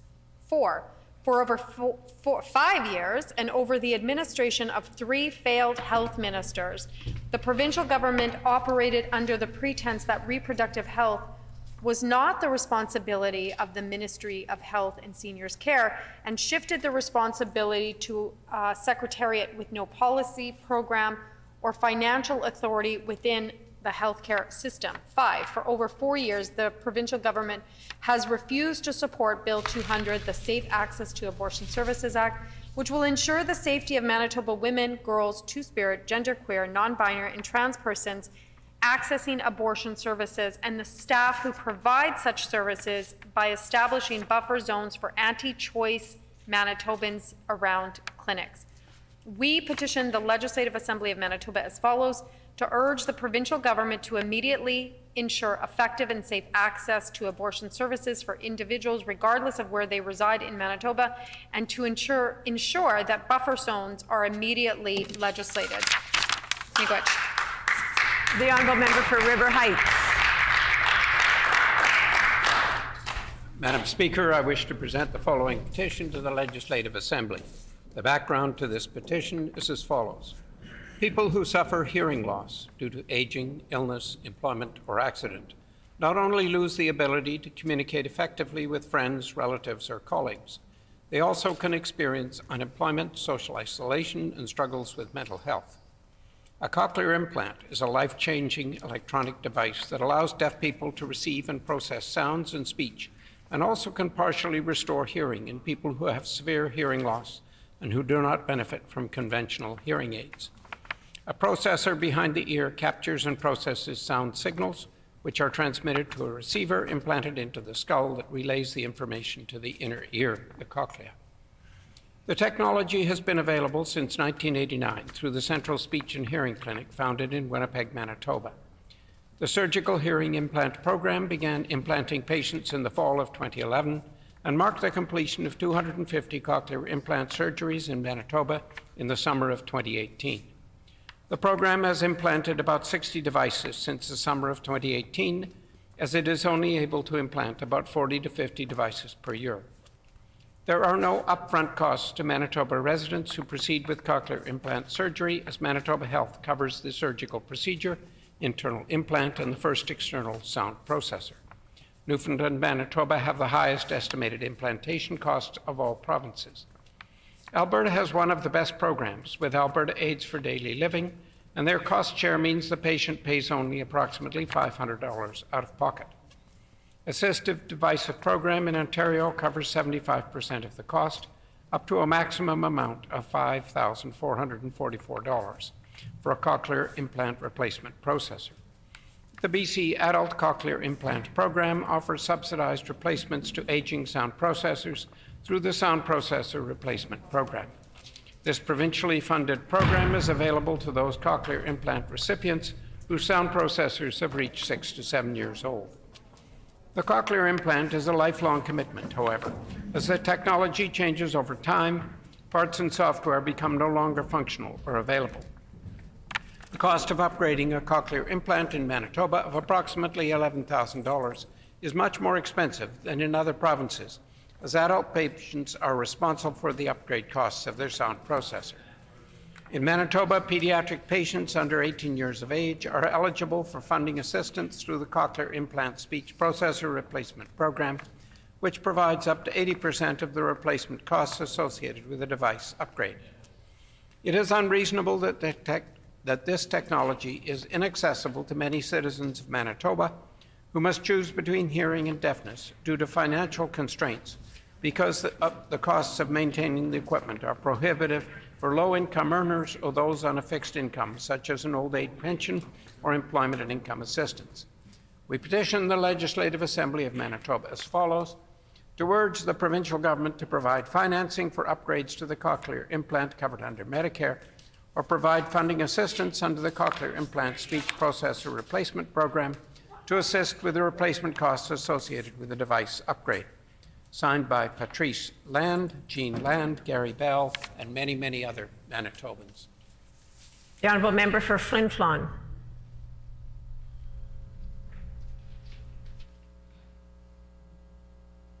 The honourable member for Elmwood. Thank you, Madam Speaker.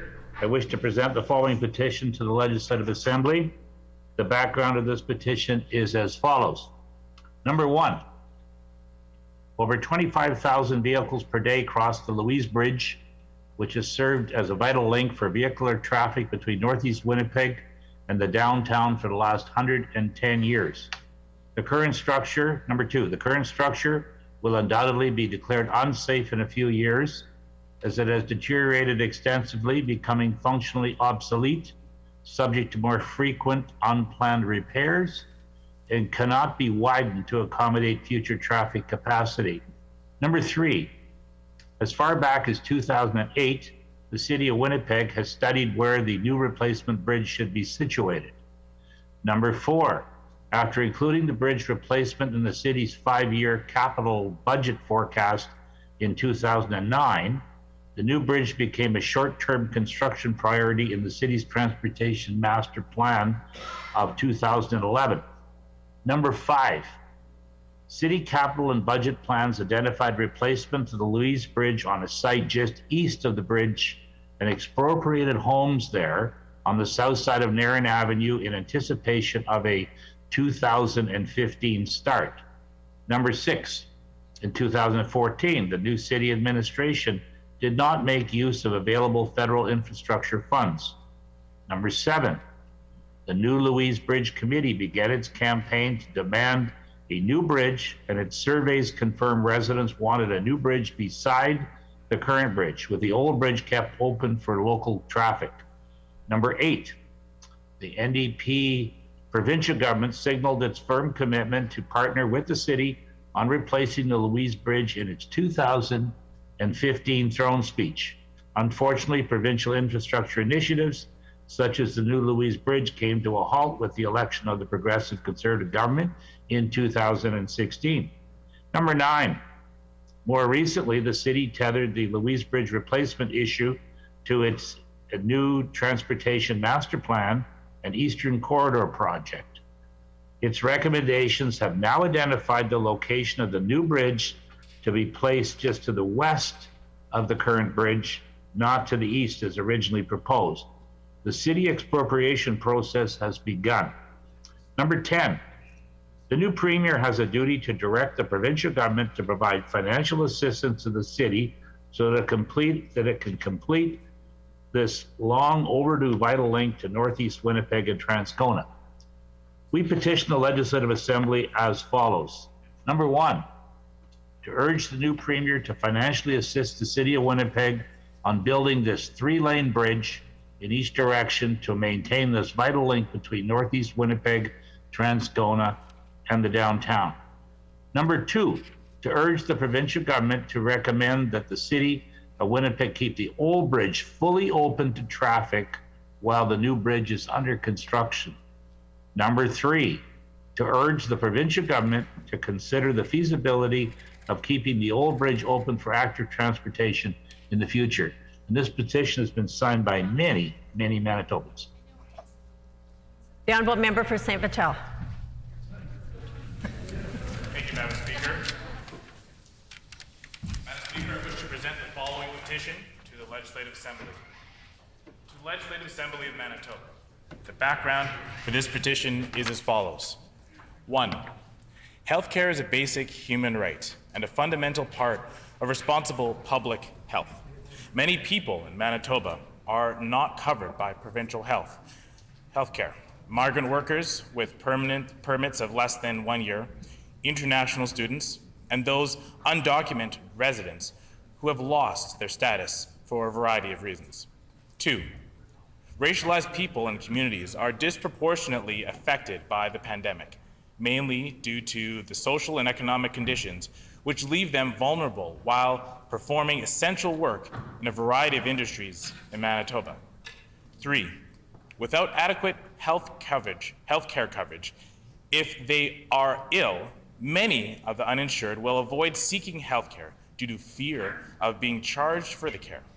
And some will fear possible detention and deportation if their immigration status is reported to the authorities. 4.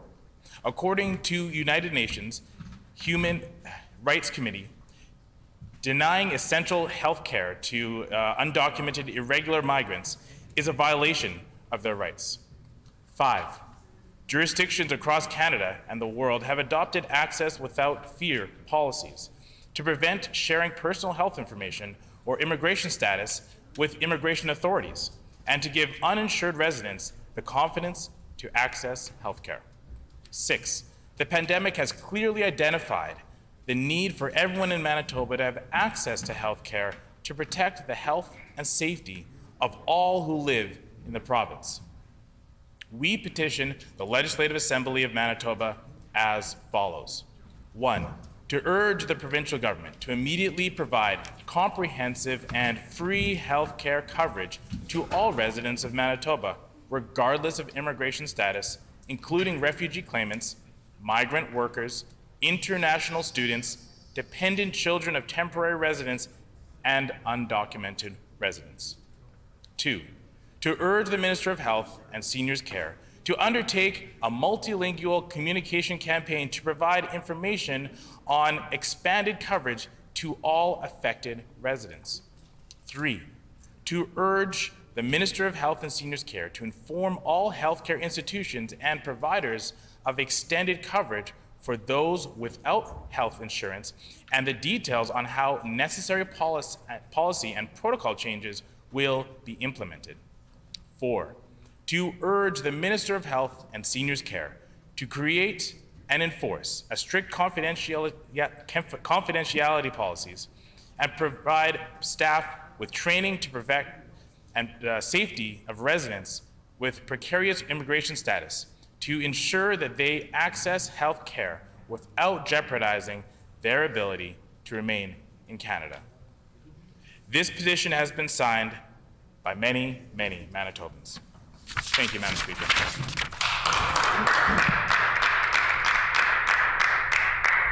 Orders of the day, government business. The Honourable Government House Leader. Thank you, Madam Speaker. Could you please resume debate on the throne speech? Oh. Thing is that we need here too. So I will let the Opposition House Leader make an announcement and then I'll follow with one myself. The Honourable Official Opposition House Leader. Miigwech, I appreciate the Government House Leader allowing me to go. So pursuant to Rule 33(8), I am announcing that the private member's resolution to be considered on the next Thursday of private member's business will be one put forward by the Honourable Member for Union Station. The title of the resolution is Calling upon the Provincial Government to immediately launch an inquiry into Manitoba's pandemic response. It has been announced that the private member's resolution to be considered on the next Thursday of private member's business will be the one put forward by the Honourable Member for Union Station. The title of the resolution is Calling upon the Provincial Government to immediately launch an inquiry into Manitoba's pandemic response. The Honourable Government House Leader. Thanks, Madam Speaker. I'll try that again. I'd like to announce that the Standing Committee on Legislative Affairs will meet on Tuesday, November 30th, 2021 at 10 a.m. to consider the following: the annual report of elections in Manitoba for the year ending December 31st, 2020. It has been announced that the Standing Committee on Legislative Affairs will meet on Tuesday, November 30th, 2021 at 10 a.m. to consider the following: Annual Report of Elections Manitoba for the year ending December 31st, 2020. The Honourable Government House Leader. Could you please resume debate on the throne speech, Madam Speaker?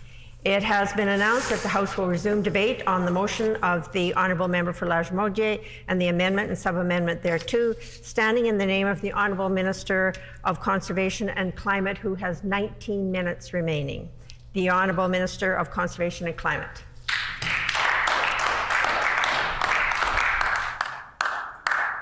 Thank you, Madam Speaker.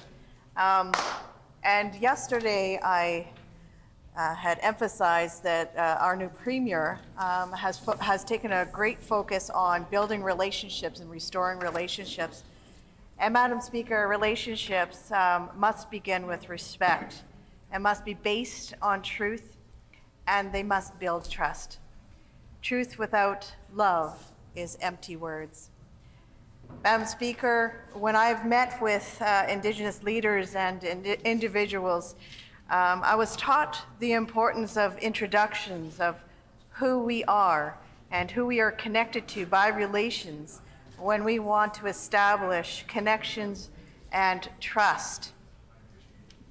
And I learned very quickly that who we are is not the titles that we are given, but rather the people who have influenced who we are today and the choices that we make. So, Mr. Deputy Speaker, I'd like to share a little bit of who I am today and how some of my choices are influenced by family. And I really would like to focus especially on my grandmother. Margaret Marion Holliday was her name, and she lived to the age of 96 years old and passed away just this last September.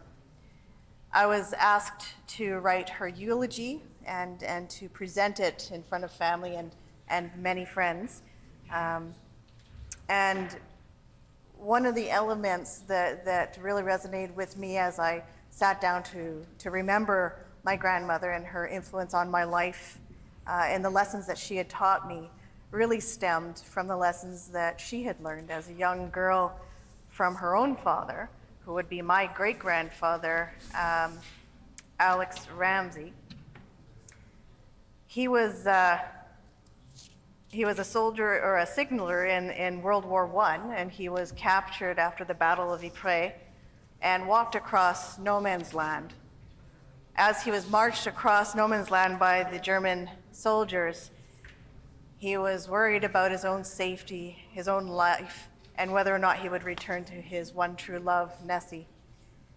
As he was concerned about this and worried about this, one of the soldiers reached into his backpack and pulled out a loaf of bread, and he broke it in half and gave a portion of it to my grandfather, or my great-grandfather. That was the moment that my great-grandfather knew that he would be okay. He spent a number of years in the prisoner of war camp where there was hard labor, harsh conditions. They were made to build roads and dig many ditches.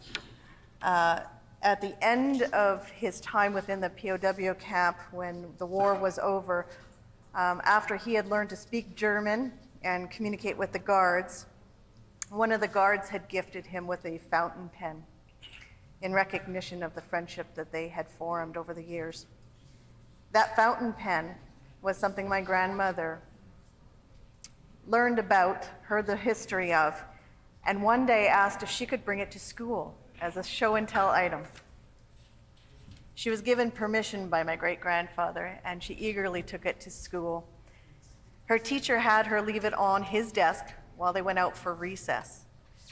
When she came back in after recess, the pen was missing. It had been taken.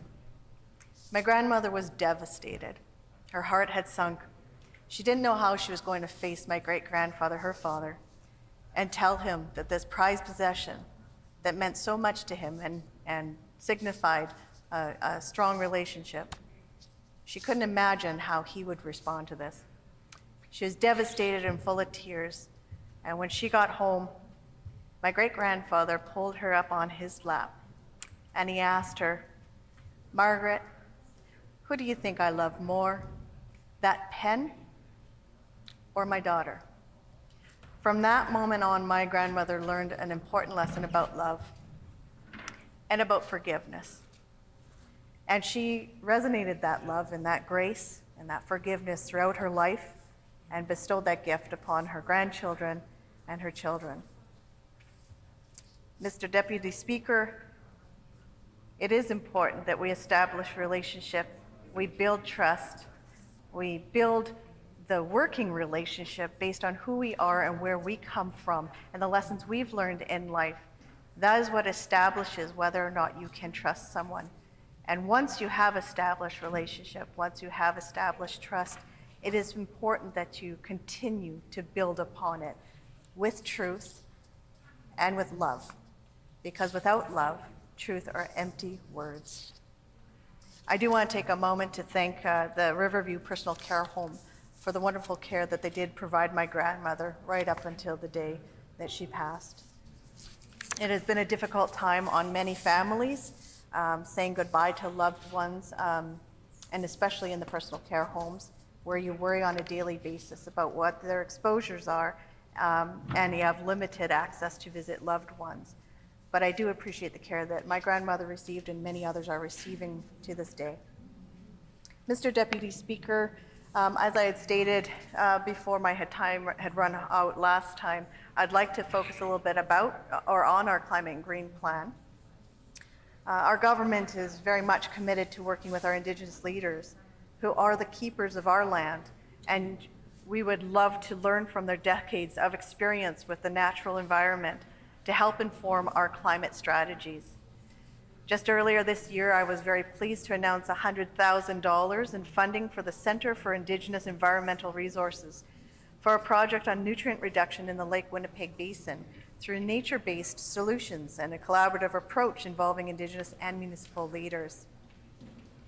In addition to consulting with our Indigenous leaders and communities, we have to recognize that youth involvement is key to addressing the challenges presented by climate change. The burden of the decisions that are made today will affect all of their futures. That's why our government created and supported the Youth Advisory Council, who have done very meaningful work by providing input for our government's water strategy, and we will continue to look to youth leaders to lead the charge for climate change actions. Through the Made in Manitoba Climate and Green Plan, our government is taking action to protect our environment for our current and our future generations. At the start of 2021, we increased the renewable fuel content in gasoline to 9.25% and in diesel to 3.5%. And 2022, we will raise it to 10% for gasoline and 5% in diesel. These changes decrease greenhouse gas emissions from renewable fuels by 150,000 tons annually, bringing greenhouse gas emissions reductions attributed to renewable fuels to 550,000 tons annually in Manitoba. We've also committed up to $5.9 million, with Canada matching $5.9 million as a funding partner for the 3-year efficient trucking program towards providing our trucking sector rebate incentives for technologies to improve fuel efficiency and to reduce greenhouse gas emissions. We know the importance of continuing to work with our green sector, which is why in July we launched the second intake of the Conservation and Climate Fund with total funding of $1 million, which was increased by $400,000 over the previous year's intake. These funds are allocated to projects that support the ongoing commitment to green investments that align with the Made in Manitoba Climate and Green Plan. We know that reducing GHG emissions is imperative to our fight against climate change, and we will be making investments that help support that goal. We all know the importance of reducing the GHG emissions. Another very important tool in combating climate change is to is to ensure that we are supporting waste reduction and recycling initiatives as well. Increased waste diversion and recycling is a key priority for my department. Doing so not only saves valuable landfill space and resources, it also significantly reduces greenhouse gas emissions. Just a few months ago, I was very happy to announce $8.7 million to municipalities, companies, and organizations for waste reduction and recycling support. This financial support from our government helps keep organic waste out of our Manitoba landfills through composting initiatives that play a key role in our recycling and waste diversion programming. By reducing organic waste in landfills, we prolong their lifespan, reduce greenhouse gas emissions, and produce a valuable soil amendment that contributes to the circular economy. Organic waste comprises up to 40% of the material disposed in landfills and represents the largest opportunity to reduce greenhouse gas emissions from waste going into landfills. So we're very pleased to see the program reach a new high in waste diversions. Our government is following through on our commitment to reduce the environmental impacts of orphaned and abandoned mines. We have made great progress in advancing remediation at orphaned and abandoned mine sites. Manitoba has invested over $50 million to remediate the Sheridan site, and construction activities were completed in September of this year. Our commitment does not end after the remediation work. In April of 2021, my department launched a $22 million site monitoring and water treatment program to ensure that orphaned and abandoned mine sites remain safe in Manitoba. Manitoba's provincial parks are cherished assets, and our government knows the importance of them, which is why we dedicated $20 million to establish the Provincial Park Endowment Fund. The purpose of the funds is to support projects that enhance the ecological integrity and public experiences in Manitoba, or in Manitoba's provincial parks. During the pandemic, as many Manitobans sought to connect with nature, the increased use highlighted the importance of provincial parks as they play an important role in the lives of Manitobans. Parks contribute not only to the conservation of our natural lands and cultural heritage, but also provide excellent recreational opportunities and experiences that lend to the economic and mental resiliency of Manitobans. Manitoba recognizes the importance of trails for recreation, transportation, and resource use purposes, and is committed to continuing to build, maintain, and expand Manitoba's trail network in partnership with volunteer and community organizations.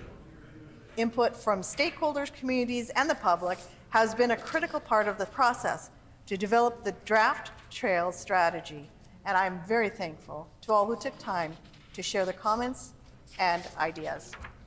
Climate change is one of the biggest challenges that we face as a global community. We know we have to do more to save our planet. Bold decisions have to be taken, tough choices have to be considered, but they are all done through the lens of providing a habitable and safe place to live for my kids, for your kids, and for generations to come. This government will continue to make investments in green technology and innovative solutions that help in the reduction of GHG emissions. We already are one of the cleanest provinces in Canada, with our 99.7% clean hydro energy. But as I have reiterated, we need to continue to do more because there is only one planet and we do not get to do a do-over. Thank you, Mr. Deputy Speaker. The member for Point Douglas.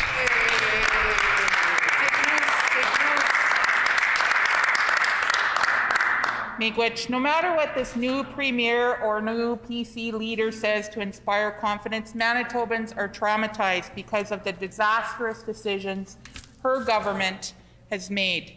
When each person in this building leaves tonight and goes home for the day, we'll all pass by fellow Manitobans who have lost loved ones to COVID-19, to an overdose, who have lost their homes because of poor policy and management of EIA and public housing, and who have lost their jobs and even businesses.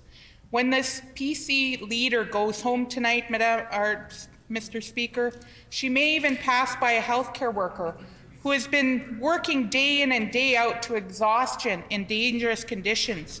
Manitobans aren't buying what this PC government is selling. They don't want political messaging. They want action that this government can't or won't deliver. We have a new PC leader, a new Pallister conservative government that is still operating under a Pallister-esque leadership. But it's the same ineffective old government we had a few months ago under Brian Pallister. And with her as the health minister at the time, the disastrous decisions that were made has led us to where we are at now. This isn't the first time that this government has declared victory and told Manitobans that they were starting a clean slate. And it isn't any more true now than it was then. In the summer of 2020, the government ignored the best advice of professionals when they scrapped public health protections and dove headfirst into the Restart Manitoba campaign, even billboards and all spread across this province. They made this decision despite vaccines being months away and other governments dealing with deaths on a scale we haven't seen since the 1919 flu. A few months later in the winter, our healthcare system was flooded with understaffed, nurses were burning out, and Manitobans were dying. Since then, Manitobans has watched in frustration as this government repeated the cycle of deciding that the coast was clear and loosening public health orders and shutting back down again and again when infection rates predictably skyrocketed. The government claims that it was doing this to benefit Manitobans and benefit businesses. Yet the high levels of COVID-19 transmission in the workplace and the cost associated with repeatedly closing and reopening hurt small businesses far more than it helped. This pattern continued through multiple health ministers, multiple versions of a confusing and ineffective pandemic response system, and now multiple premiers, but only one government. Same MLA sitting, same cabinet ministers, nothing has changed, still the same Pallister leadership style on that side. Case numbers are on the upswing yet again, and nobody is buying what this PC leader or this government is selling. In fact, the PC leader got her job as health minister after her predecessor resigned in controversy over a long string of poor decisions. As long as I live, yeah, he was fired actually. I'll never forget the feeling of helplessness as I watched this government, including the premier, sit on their hands while COVID-19 was ripping through Rivera-owned personal care homes, listening to families losing their loved ones, crying, begging for this government to do something. Our opposition called for the military, and what did this government do? They did nothing. They sat on their hands, they plugged their ears, and they did nothing while Manitobans were dying in personal care homes. That was the last straw, was when we met with anti-mask protesters and claimed that, well, they made good points. Just like that, the new PC leader had a chance then to be different from her predecessor. Instead, her response to media was, media questions about sick Manitobans being sent out of province was coulda, shoulda, woulda. That flippant bored response to Manitobans dying on the government's watch does not inspire confidence. The Premier does not have the confidence of healthcare workers or Manitobans. She barely has the confidence of half of her party's membership, and there's an ongoing challenge in the controversial leadership election that we all watched. If the Premier wants to start with a clean slate, if she is truly different from Pallister, like she wants us to think, she should call an independent inquiry into PC government's pandemic response. The member from St. John's brought that forward. This government has a chance to learn from the mistakes that they made during this pandemic and ensure that those mistakes aren't made again.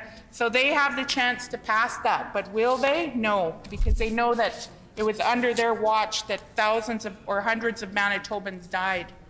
A quick quote from the speech from the throne on Tuesday claims, and I quote, You will notice our style of government is one of a willingness to listen and an openness to engage, end quote. If that's true, it shouldn't be a problem to call this independent inquiry or to provide regular reports on overdose deaths for that matter, a bill that I've brought forward that other advocates and other families have called for. In fact, you know, a family member has to go to the medical examiner and get those numbers herself, and she brought that to the media, and still this government hides those numbers. What are they hiding? The Premier or the PC leader is every bit out of touch with Manitobans as the last one. The opposition listened to and stood with healthcare workers from the beginning. We stood with them through the healthcare cuts, through the addictions crisis, and through the botched pandemic response. But this government has more interest in paying Manitobans tax dollars to expensive private consultants to tell them what they want to hear. And we heard that today. $1.5 million spent on Bill 64, a bill that was squashed in this House because Manitobans stood up and told this government exactly what they should have been listening to in the first place. In 2016, the government paid KPMG to rubber stamp their agenda of cuts and privatization, just like the Philman government did in the 1990s. They ignored the real healthcare experts, scientists, and frontline workers who warned this government that weakening our healthcare system would open the door to disaster. Well, they didn't listen, and look where we ended up. We're in this mess today where hundreds of Manitobans have died. Thousands of Manitobans are waiting for surgery, life-saving surgery. During this government's time in power, we saw a 98% strike vote from nurses, and that didn't come from nowhere. If any health minister of this government, including the current PC leader, wanted good advice, all they have to do is go and talk to a doctor or a nurse in our province, and they'll tell them exactly what is needed in our healthcare system. But they're not listening to the experts. They would have been told the opposite of what private consultants were being paid to tell them. They would have been told that Manitoba's population is aging, and we heard that today. People are being sent away from the place that they've called home for almost 100 years, away from their support systems, to go live in a PCH home hundreds of miles away. And this government has not built one PCH home. They knew that this was coming, and they've been told this for how long, and still it's about saving money with this government instead of ensuring that families are close to home and that they can get health care close to home. Even though they didn't actively seek out this advice, I've attended enough protests and pickets to know that it is possible that they didn't hear it, that it isn't possible that they didn't hear it. Instead of investing in the future, this government closed quick care clinics, emergency room, cancer care clinics. The PC Premier promised more nurses, but she was in the room when the government made the decision to kill nurses and doctor recruitment and retention in this province. It's been nearly a year since the Seven Oaks Cancer Care Clinic ended outpatient care. I was part of a community-led protest and resist to this dangerous decision. I spoke with Manitobans with cancer who were outraged and afraid, forcing immune-compromised Manitobans suffering from cancer to jump on a bus and drive across town to get the services that they need. Yet again, this government says, oh, care close to home. No care close to home if you're in certain areas. These concerns were raised often and loudly. I know the current PC leader must have heard Manitobans saying no, but did she speak up? No, she kept quiet. A month later, she was actually the new health minister. At the same time, this government tried to deflect from their complete neglect of Manitoba's growing overdose crisis and underfunded healthcare system by appointing a minister of mental health and wellness and recovery. They proved that this was nothing more than a political ploy when they rolled that minister's portfolio back into the rest of health. We're still waiting for a new minister that is actually going to have that portfolio and put some real action to save lives in Manitoba. The government admitted in the throne speech on Tuesday that we, and I quote, have a greater need for resources and programs, end of quote, with respect to mental health. I'm glad that we're finally on the same page here, because so far this government has refused to build a safe consumption site or make investments to bring down long wait times for harmful substance use treatment services. Well, let's talk about RAM clinics. RAM clinics are still only open a few hours a week, 1.8 hours a day, and people are dying because of it. I've said it once, I'll say it again, and I'll keep saying it, and I've probably said it 1,000 times in this House. If a Manitoban struggling with harmful substance use has to wait multiple weeks for a detox bed for the treatment that they need, they may be dead by the time that their name is up. And we've seen that with Lee, and his family is calling for an inquest, and I implore this government to call that inquest to ensure that we get the services that are needed, so then no other Manitoban has to die waiting on a waiting list.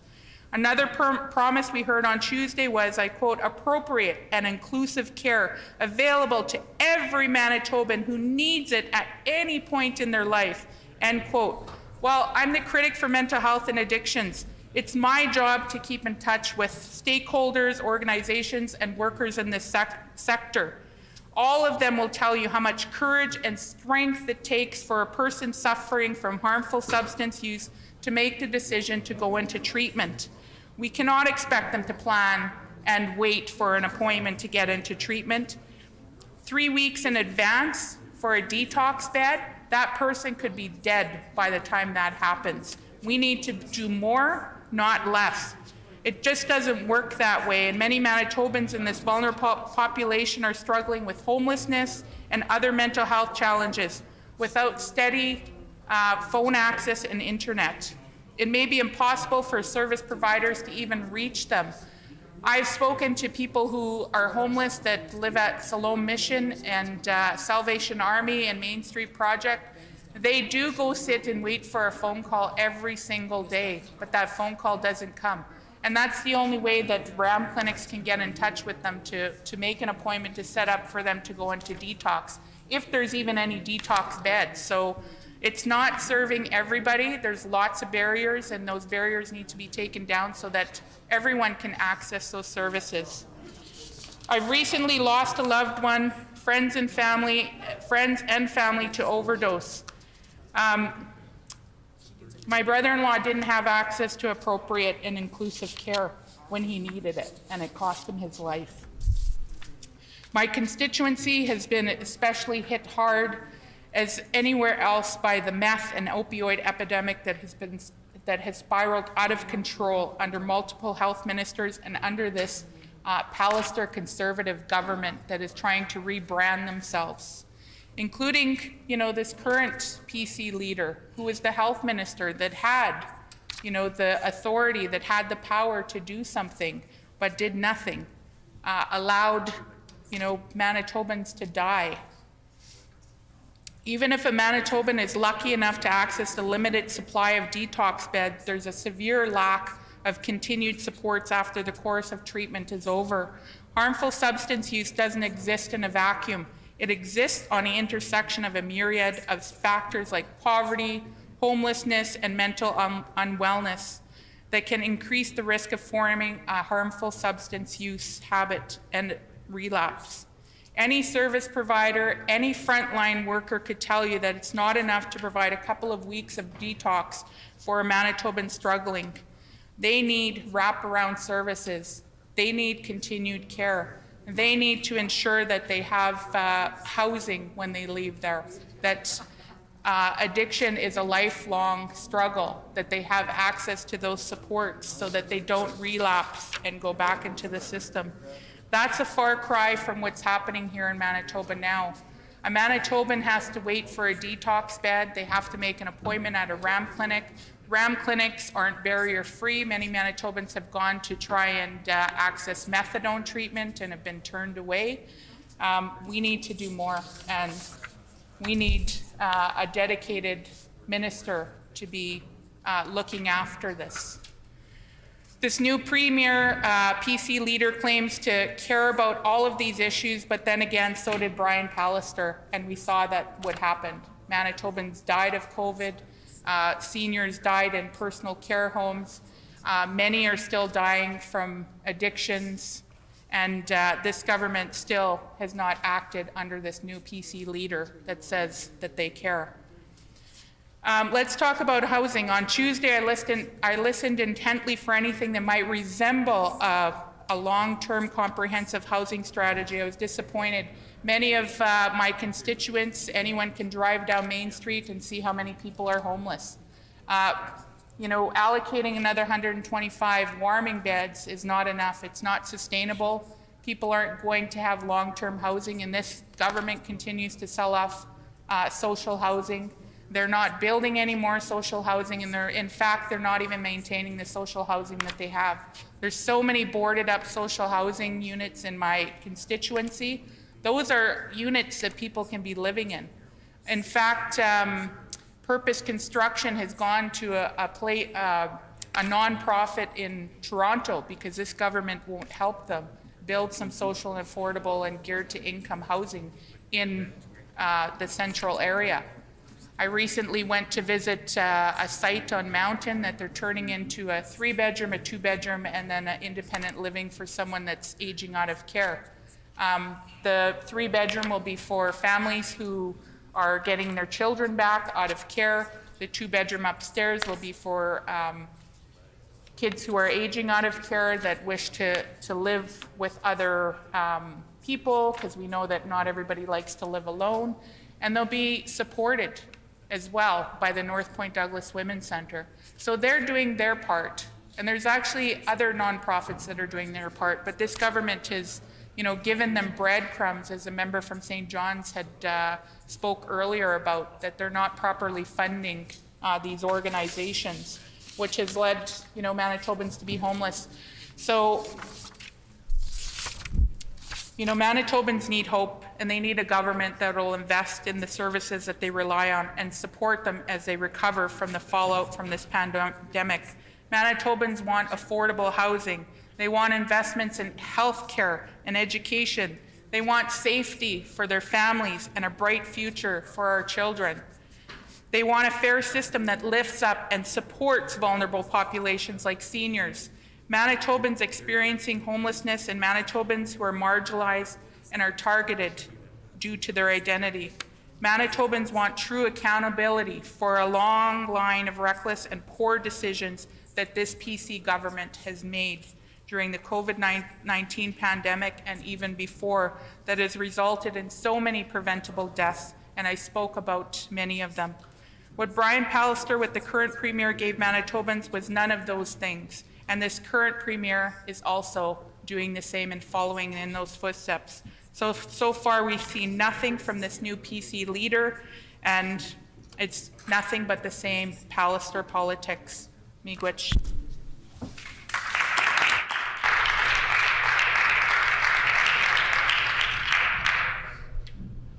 The member for Assiniboia.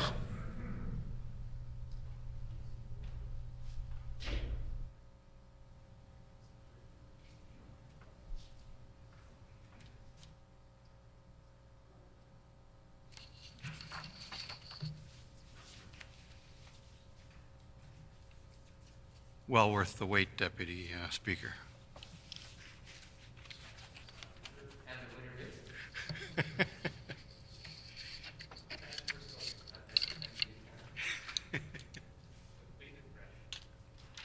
Riveting, riveting. The member for Assiniboia. Thank you.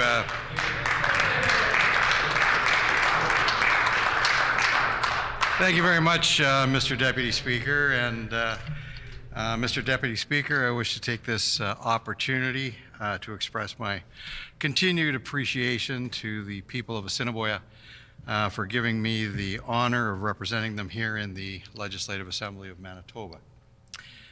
We as members are blessed to be elected to serve, and I never take that honor and confidence that they've given me for granted. I wish to recognize the strength and the responsibility the people of the constituency of Assiniboia have demonstrated during the COVID pandemic. As we all know, this pandemic has been a challenge that our generation has not seen before. And I applaud our frontline workers for their dedication and their commitment to the people of Manitoba. Our government has always given the most vulnerable the priority of treatment and vaccinations. Challenges of isolations continue, however. Through immunization, we are winning. However, the variants are still a challenge, and I thank my constituents for staying vigilant. Our health minister and the Minister of Central Service are ensuring that supplies of vaccines are available for the first, second, and now boosters to further fight this pandemic. Just recently, vaccines have been approved for our young people, ages 5 to 12. And I'm so appreciative and overwhelmed by the response of the parents to take advantage of immunizations for their children.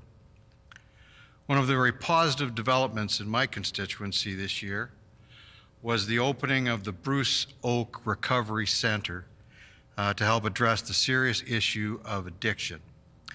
The Bruce Oak Recovery Center started out as a dream by the family of Bruce Oak after his premature passing due to drug addiction. Our government endorsed and supported this project right from the beginning. Anne, Scott, and son Darcy Oak pursued this dream of doing something to help prevent the same fate to addicts that occurred with Bruce. The project faced some adversity, but due to the Oak family's enduring commitment, this worthy project proceeded. I had the opportunity to see the continued development of this worthy project with the then Minister of Health. And we were all so impressed with the development and enthusiastic about the project. And Mr. Deputy Speaker, I have heard many words spoken by political representatives on opening occasions, but never as moving as that by the then Deputy Premier and the member from Steinbach. He related a lot of his personal situations, and it was a very heartfelt delivery, and I was so impressed and so proud to be one of his associates. Bruce's ashes and story are at the Bruce Oak Recovery Center and act as an inspiration to those overcoming these terrible addictions. A celebration of life took place for Bruce's mother, Ann Oak, on September the 11th, 2021. And the grand opening of the Bruce Oak Recovery Center was August 22nd, 2021. She was very ill, but she made it to see the opening of the Bruce Oak Center. It is particularly an honor to rise to speak in favor of the throne speech. Madam Speaker, I feel that we are making history, and I am thrilled to be part of it. Mr. Deputy Speaker, I am part of the Legislative Assembly that has the distinction of having the first female premier. I can't tell you the pride I felt sharing this with my family. I can't tell you what it meant to my wife. I can't tell you what it meant to my daughter and my daughter-in-law. I can't tell you how much it means for me to see my 1.5-year-old granddaughter. And now that the province has broken a barrier for her future. The Progressive Conservative Party is open and recognizes that times are a-changing. And Madam Speaker, we are a party that can welcome change. Madam Speaker, or Mr. Deputy Speaker, you don't elect a man because he's a man. Mr. Deputy Speaker, you don't elect a woman because she's a woman. Madam Speaker, you don't elect a gender-neutral person because they are a gender-neutral person. You elect people to this place of honor because they are passionate about helping people.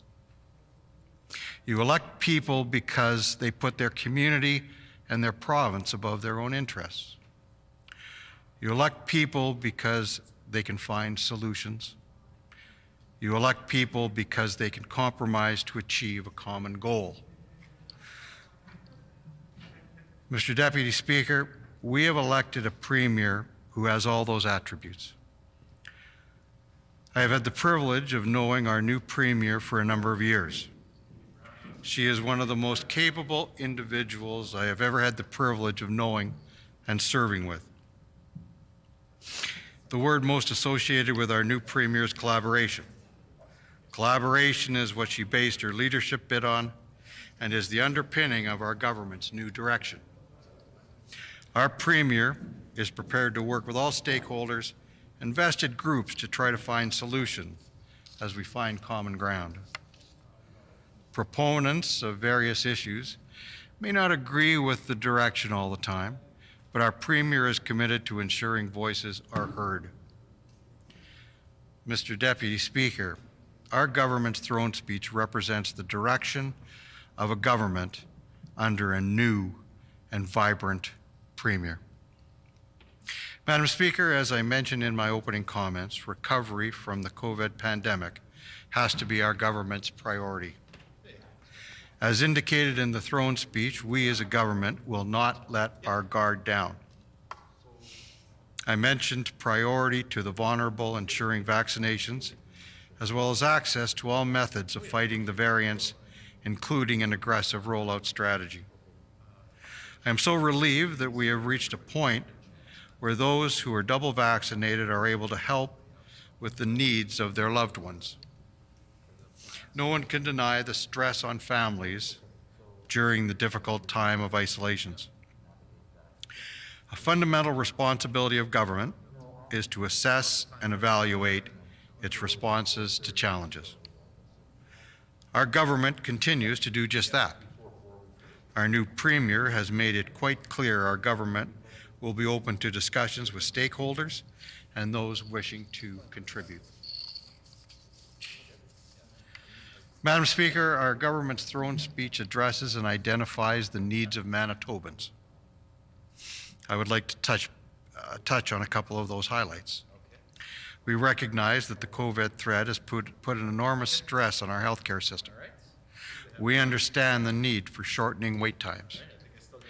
The task force we are assembling is made up of doctors and nurses, and they will advise the path forward. Difficult times created such a demand on the resources that had to be reallocated. We must revisit our strategies by creating an opportunity to take the current pulse of the system and act accordingly. And Mr. Deputy Speaker, that is what the throne speech is directing. We know that we have a shortage of nurses. We know and that must be addressed. We have ensured that those nurses that qualify with international experience are fast-tracked. The throne speech recognizes the need for a made-in-Manitoba solution. That's why, Madam Speaker, increasing training spaces for 400 additional nurses is on our government's agenda. I was also very pleased that the agreement was reached between the nurses and the health authority. It was long overdue. Mr. Deputy Speaker, I would like to recognize the Grace Hospital Foundation for all the work that they do in my constituency. Chairman Jeff Coleman and the Board of Directors, as well as the Executive Director, Jon Enerson, do a fantastic job, and they are dedicated and committed to their task. Madam Speaker, our economy will have some challenges as we recover from the pandemic. I was pleased to see our business community indicate they supported many initiatives in our throne speech. We understand the need to support our business community by ensuring that we have a labor force that can fulfill the needs of our province's employers. A renewed commitment to the nominee program to continue to address the labor needs is essential. Education is the path to success. And I was pleased to see the throne speech indicated a plan to ensure Indigenous and new Canadians are given full opportunities to pursue post-secondary education. I support the intention of the throne speech to address some safety concerns and work environments. I applaud the intention of the throne speech to recognize some cancers that are dangerous and create a very difficult and critical situation for our firefighters. Our government reacts to safety needs of work environments. A great success story is the violence reduction in our liquor marts. The government supported a solution preventing horrendous criminal activity that threatened the MBLL employees as well as Manitoba consumers. Our government recognized that we had to act, and our minister was certainly responsible in ensuring that that took place. The throne speech recognizes an increasing seniors demographic. A plan to enhance our senior strategy is welcome. A review of our seniors' needs is timely and warranted. I am supportive of our government's commitment to continue to implement reconciliation. Reconciliation is now part of the people of Manitoba's vocabulary. Our Premier has demonstrated her desire to move forward and work with Indigenous leaders. Education reform is a priority. The throne speech indicates that there has been much study of Manitoba education and that the study continues. It has been my experience that the people of Manitoba do want to support education reform. I chaired the Parent Engagement Task Force that engaged parents from all over Manitoba. The consistent theme from all parents was that they wanted to contribute and have real input rather than being one-dimensional. Mr. Deputy Speaker, I would like to take the opportunity to express my appreciation for serving as Manitoba's Special Envoy to the Military Affairs. I am honored to be Manitoba's contact and liaison with the regular and reserve forces. I am always humbled when connecting with the fine women, men, and other individuals that serve our province and our country. I enjoy our province's liaison with organizations that continue to support those who fought so gallantly and ensure the freedoms and privileges that we have today. I have had the honor of representing the province of Manitoba on several occasions. Our military personnel express so much pride in offering their service to our province and our country. We can never thank our military services enough for what they contribute. We must recognize their continuing commitment and sacrifice being there for us when we face crisis. Whether it's fighting forest fires in Manitoba, whether it's fighting floods in BC, or stepping up to support the entire country to combat the COVID pandemic, they always answer the call. On behalf of all members of the Legislative Assembly and the people of Manitoba, we extend our deepest appreciation and sincere thanks to our military and veterans for their devotion. Mr. Deputy Speaker, I am in full support of the speech from the throne. Thank you.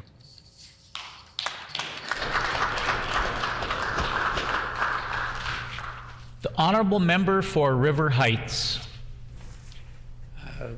Mr. Deputy Speaker, first, I would like to congratulate the Premier on her election. It is an important step forward for Manitoba to have a woman as Premier. Next, I thank my own constituents in River Heights. They've provided much support for me, and at the same time, I have done my best to serve them and to help those who have issues, whether it be personal concerns, a family concern, a business concern, or a concern related to the policies of the current government. There have been a lot of the latter in the last 2 years as we've been going through the COVID-19 pandemic. I'll now move on to comment on 4 of the major issues of today. The COVID pandemic continues and is now in the middle of the fourth wave. The projections from our Chief Public Health Officer, Dr. Brent Rusin, are that it will get worse. Already many surgical and diagnostic procedures are being postponed. Postponed is a government euphemism for cancelled, to be rescheduled at some unknown future date. It means the backlog of surgeries and diagnostic tests will grow. It did not have to be this way.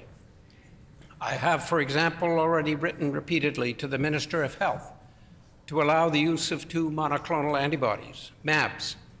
These two are specifically casirivimab and indevimab, and their use early in the course of a COVID-19 infection has been shown to reduce deaths and to reduce the number of individuals who need ICU care by up to 70%. The reduction in the need for ICU care would be sufficient, that surgeries would not have needed to be cancelled in the way they were. It's really unfortunate that Manitoba has been so slow to approve the use of MABs. Currently, these MABs are being used widely in Ontario, in Alberta, and BC. Indeed, it's shocking that these MABs can be used in Sioux Lookout and Thunder Bay, but can't be used in Winnipeg. Bob Dylan had a song, "When Will They Ever Learn?" One wonders whether the current government will ever learn. Outside the doors of our legislature today, as they have been for the last 23 days, are faculty and staff of the University of Manitoba. We have a university in chaos, a government which does not know what to do, and highly educated professional faculty members who are in desperation walking the picket line instead of teaching students and carrying out world-leading research. And while this is happening, increasingly the world-leading researchers are feeling they have a government who doesn't support them and are considering their options and looking at moving elsewhere. We have a globally competitive educational world. A strike at the University of Manitoba, but no strike at other universities, is like having a Winnipeg Jets players strike, while all the other teams just continue playing away and scoring points. There's a better way. Our university is losing its reputation. Our researchers are falling behind. International conferences, which were to be held, are being cancelled. Students are losing out. It's a disaster. And yet the government keeps on coming to work in the legislature as if this was normal. It is not normal. It is a disaster for the University of Manitoba and for the province of Manitoba. All we ask is that the government treat it for the crisis that it is. The University of Manitoba is our most prestigious post-secondary educational institution, and all the government can do is treat it as if it were just another manufacturing business. It isn't. Students are not widgets. Students and faculty should be treated seriously and should be supported instead of being treated like widgets. There's a refrain when it comes to this government. When will they ever learn? When will they ever learn? Today, there is a global crisis. We have just watched the proceedings of COP26. Anyone who is paying attention knows that the surface of our planet is heating up. Global warming is giving rise to floods, droughts, and forest fires, the likes of which we haven't seen before. It's said that the recent disastrous floods and landslides in BC may be one of the most costly disasters in the history of Canada. What will be next? When it comes to greenhouse gases in Manitoba, the majority of greenhouse gases come from transportation, agriculture, buildings which are heated by fossil fuels, and from industry which uses fossil fuels. Very little comes from the generation of electricity, which is largely based on hydroelectric power. Yet the government in its throne speech focuses on an energy policy framework when we already have clean, green hydroelectric energy. There's no mention of conversion of cars, trucks, buses, trains, planes, and boats to increase our electric vehicle fleet, or measures to achieve this. There's no mention of renovation of homes to reduce fossil fuel use. There's no mention of reducing methane and nitrous oxide from agricultural sources and landfills. All I can say is, when will they ever learn? When will they ever learn? On the other side of the world, in Afghanistan, there's a crisis of a different kind. Large numbers of people in Afghanistan, or who have escaped from Afghanistan, want to come to Canada, and many are very highly skilled. And many have relatives in Winnipeg who want their relative to escape from the dangers of Afghanistan to come and work here. There are doctors, nurses, midwives, engineers, teachers, and so many more people who are keen to work here and to contribute in Manitoba. I applaud the government for its desire to increase immigration to address our skill needs. Yet right now, with the federal government focusing on Afghanistan, with about 2,000 people in the Afghan community in Winnipeg, we have an opportunity to act quickly to help those in danger in Afghanistan and in nearby countries. Yet there was no mention of Afghanistan and working with people in the Afghan community in Winnipeg in the throne speech. When will they ever learn? When will they ever learn? To be fair, the government in one small recent action did show it can learn. After a year in which Liberals have worked with people in southeast Manitoba to protect the Sandilands aquifer, a year of collecting and reading petitions in the Legislature calling for a Clean Environment Commission review of the proposed sand mine near Vivian, the government has finally answered the Liberals' call for a Clean Environment Commission hearing.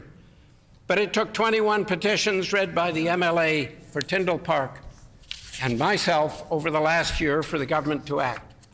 We thank the government for acting and ask the government to make sure there's some level of participant funding to ensure a high-quality review. I was also pleased there was a mention of individuals with disabilities in the throne speech, but action is needed. A hearing disability is one of the worst disabilities imaginable as a person ages. We've read many, many petitions for the government, calling for the government to provide funding to ensure individuals with cochlear implants are able to afford the replacement processor for these implants when it's needed. Helping people to hear is vital to keeping our elders well. We need action, yet support for those with cochlear implants was not mentioned in the throne speech. And it's not just hearing. Sight is vital as well. It is unbelievable that there are now about 9,000 people waiting for eye surgery or cataract procedures, which are critical to ensure people can see. It's unconscionable that the government has such long waiting times for such vital procedures. It shows the worst possible kind of planning. The extra costs of delayed surgeries are large in falls and injuries and lack of the ability to see, to work, and to live fully, in the extra costs of more complicated procedures needed when the surgery is not done quickly. When the topic comes up, the government calls on the pandemic scapegoat rising like a specter as excuse for everything. But the situation was bad before the pandemic started, and the costs to address this and bring the situation to a more reasonable and much shorter wait are considerable, perhaps as high as $38 million in eye surgeries alone. The government allocation of $50 million for all backlogs is a number drawn out of a hat, not a realistic number for what's needed. Numerous studies show getting quick eye surgery when needed saves money. The PC government knows how to cut, but it has not learned how to save money. Vision disabilities need to be addressed, as well as hearing disabilities. The government should know that the government has operated for too long as if it had no vision. It needs some eye surgery itself, I suggest. And our elders in long-term care facilities, many of them have disabilities of one sort or another. Yet care for individuals in long-term care facilities has been exposed during the pandemic as falling far short of what we should accept to ensure the dignity and well-being of our elders. The government talks of addressing these issues, but has so far done nothing to correct the most critical shortcoming of all, the funding and staffing shortfall in the care of our elders. When will they ever learn? There are others with disabilities in our communities. There are too many children in the care of Manitoba's Child and Family Services. And too many of these children have physical, behavioral, or learning disabilities. Reconciliation requires that the money stolen from children in CFS care be returned as a first step. This was not small change. It was $338 million stolen from children, many with disabilities. It was stolen by NDP and PC governments. It needs to be returned. And talking of learning and behavioral disabilities, one of the significant causes of learning and behavioral disabilities is exposure to lead. In October 12th, a little over a month ago, I asked the Minister of Health about the intrinsic report concerning the potential for high lead levels in children in Winnipeg neighborhood. The Minister said in response that the report confirms that there is a low health risk for Manitobans when it comes to lead in soil. This statement was a direct quote from the government's press release at the time of the report's release. It is what the press release said, but it is not what the report said. I caution the Minister to rely on government press releases, for they are often, under this government, politicized and not accurate. In fact, the report said, and I quote, 10 neighborhoods were identified as being of potential concern: Centennial, Daniel McIntyre, Glen Elm Chalmers, North Point Douglas, River Osborne, Sargent Park, St. Boniface, West End, Weston, and Wolseley Minto. I note that not one of these neighborhoods were in conservative-held constituencies. Is that why the government in its press release said the risk was low? Was the government only concerned about constituencies with conservative MLAs? Inside the report are statements and data which show a different story. In Table 5-4, the probability of exceeding the level of concern in a child's blood sample was 97% in Point Douglas, was 70% in Weston. In North Point Douglas, the predicted blood level for children aged 1 to 2 years was 6.1 micrograms per deciliter. This is a level at which numerous studies show a general decrease in IQ, an increase in ADHD, an increase in learning difficulties, an increase in behavioral problems, an increase in substance use, and an increase in criminal activity.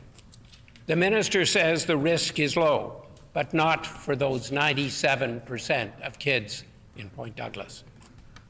The facts and the report show otherwise than the Minister said. The Minister says the government will make high blood levels reportable. The government said it was going to do this almost 2 years ago. It is inexcusable that this has not yet been done. The report also recommends biomonitoring. This is usually done by screening children between the ages of 1 and 3 and taking measures to reduce lead exposure and address behavioral and other issues. This is what the government needs to do, to adopt the biomonitoring recommendation from the intrinsic report. When will this government ever learn? When will they ever learn? And continuing on lead, the government needs measures to make sure our houses are safe and to address issues of lead water pipes and lead paint. And while they're at it, they should address radon issues as well. None of these were mentioned in the throne speech. When will they ever learn? Adequately addressing addictions and substance use, one of the results of lead exposure, is also a shortcoming. But as I pointed out yesterday in my response to the Minister's statement, the government's response and the response of the government before them was inadequate. When will they ever learn? Homelessness was mentioned in the throne speech. The government is going to put up some new housing, but is only a fraction of what is needed. The government is going to tinker with helping those who are homeless without ending it, as Medicine Hat has done. When will they ever learn? When will they ever learn? And now for the NDP. The NDP House Leader raised an important concern in the last session. She raised concerns that there has been harassment and differential treatment of BIPOC individuals who are MLAs or staff in the legislature. Mr. Deputy Speaker, this needs to be taken seriously. It is not a question of blame, but rather of improvement. There have been major security changes at the legislature, and it is important that we have a secure legislature, and also very important that we have a place where all MLAs and staff feel safe and comfortable. One option would be for the Speaker to put together a group of individuals with at least one representative from each caucus, and representatives from those who are on the front lines of security to ensure our legislature is safe and friendly to MLAs and staff, we can improve the situation for all. But there is also an issue of ethics and fairness, which the NDP also need to listen to. During estimates this year, Liberal MLAs had 3 hours and 17 minutes of time to ask questions. This compares to the years when I was a sole MLA from 2010 to 2015, when I averaged 6 hours and 11 minutes, and the years when there were 2 Liberal MLAs, myself and Kevin Lamoureux, from 2007 to 2009, when together we had an average of 9 hours and 5 minutes to ask questions in estimate. In 2019, Liberal MLAs only had 3 hours and 20 minutes. This was a reduction of 38% from the years when I was the sole Liberal MLA, and a reduction of 58% from the years when there were 2 Liberal MLAs. This year, the number was similar, 3 hours and 17 minutes. A 42% reduction from when I was the sole MLA, and a 58% reduction from when there were previously 2 Liberal MLAs. The facts are clear. When the NDP are in opposition, Liberal MLAs are not getting a fair amount of time to ask questions in estimates. Estimates are not, as one MLA suggested, our opposition estimates time. I suggest to all members that estimates do not belong to MLAs. They belong to the people of Manitoba. MLAs are privileged to be able to bring forward questions from the people of Manitoba. As the Liberal Party received about half the vote of the NDP party in the last provincial election, Liberals, in fact, represent overall about half the number of Manitobans as the NDP. We are not asking for half the estimates time. Indeed, we thank opposition critics who were generous in sharing their time. We only seek a fairer overall allocation of estimates time in the future. Ethics and fairness are important. When will the NDP ever learn? Madam Speaker, these are my comments on the throne speech. It was a throne speech which fell far short of what should have been. The government should be better at learning. My final comment is this: when will they ever learn? I'd like to remind the member for River Heights that singing is not allowed in the chamber. Merci, Miigwech, thank you.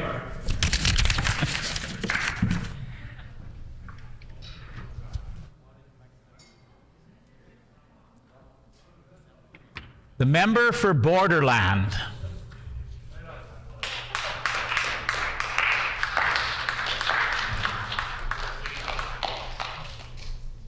It's a pleasure to rise today in this House to speak to the first throne speech of the new Stephenson government. These are times of I would like to remind the no, that's okay. Times of renewal, openness, and a new direction. I'm happy to be part of a united progressive conservative team led by the first woman to be premier in Manitoba history as we advance the work of building a more prosperous, healthier, and stronger Manitoba. I believe this throne speech sets out some important areas of focus for the government, and I appreciate in particular the emphasis on addressing the labor shortage in Manitoba, an issue I've heard about firsthand from many business owners and employers in my constituency. My constituency has historically always had a very low unemployment rate. The arm of Stanley, one of 4 municipalities I have the distinct honor of representing, is believed to have had the lowest CERB uptake in all of Canada.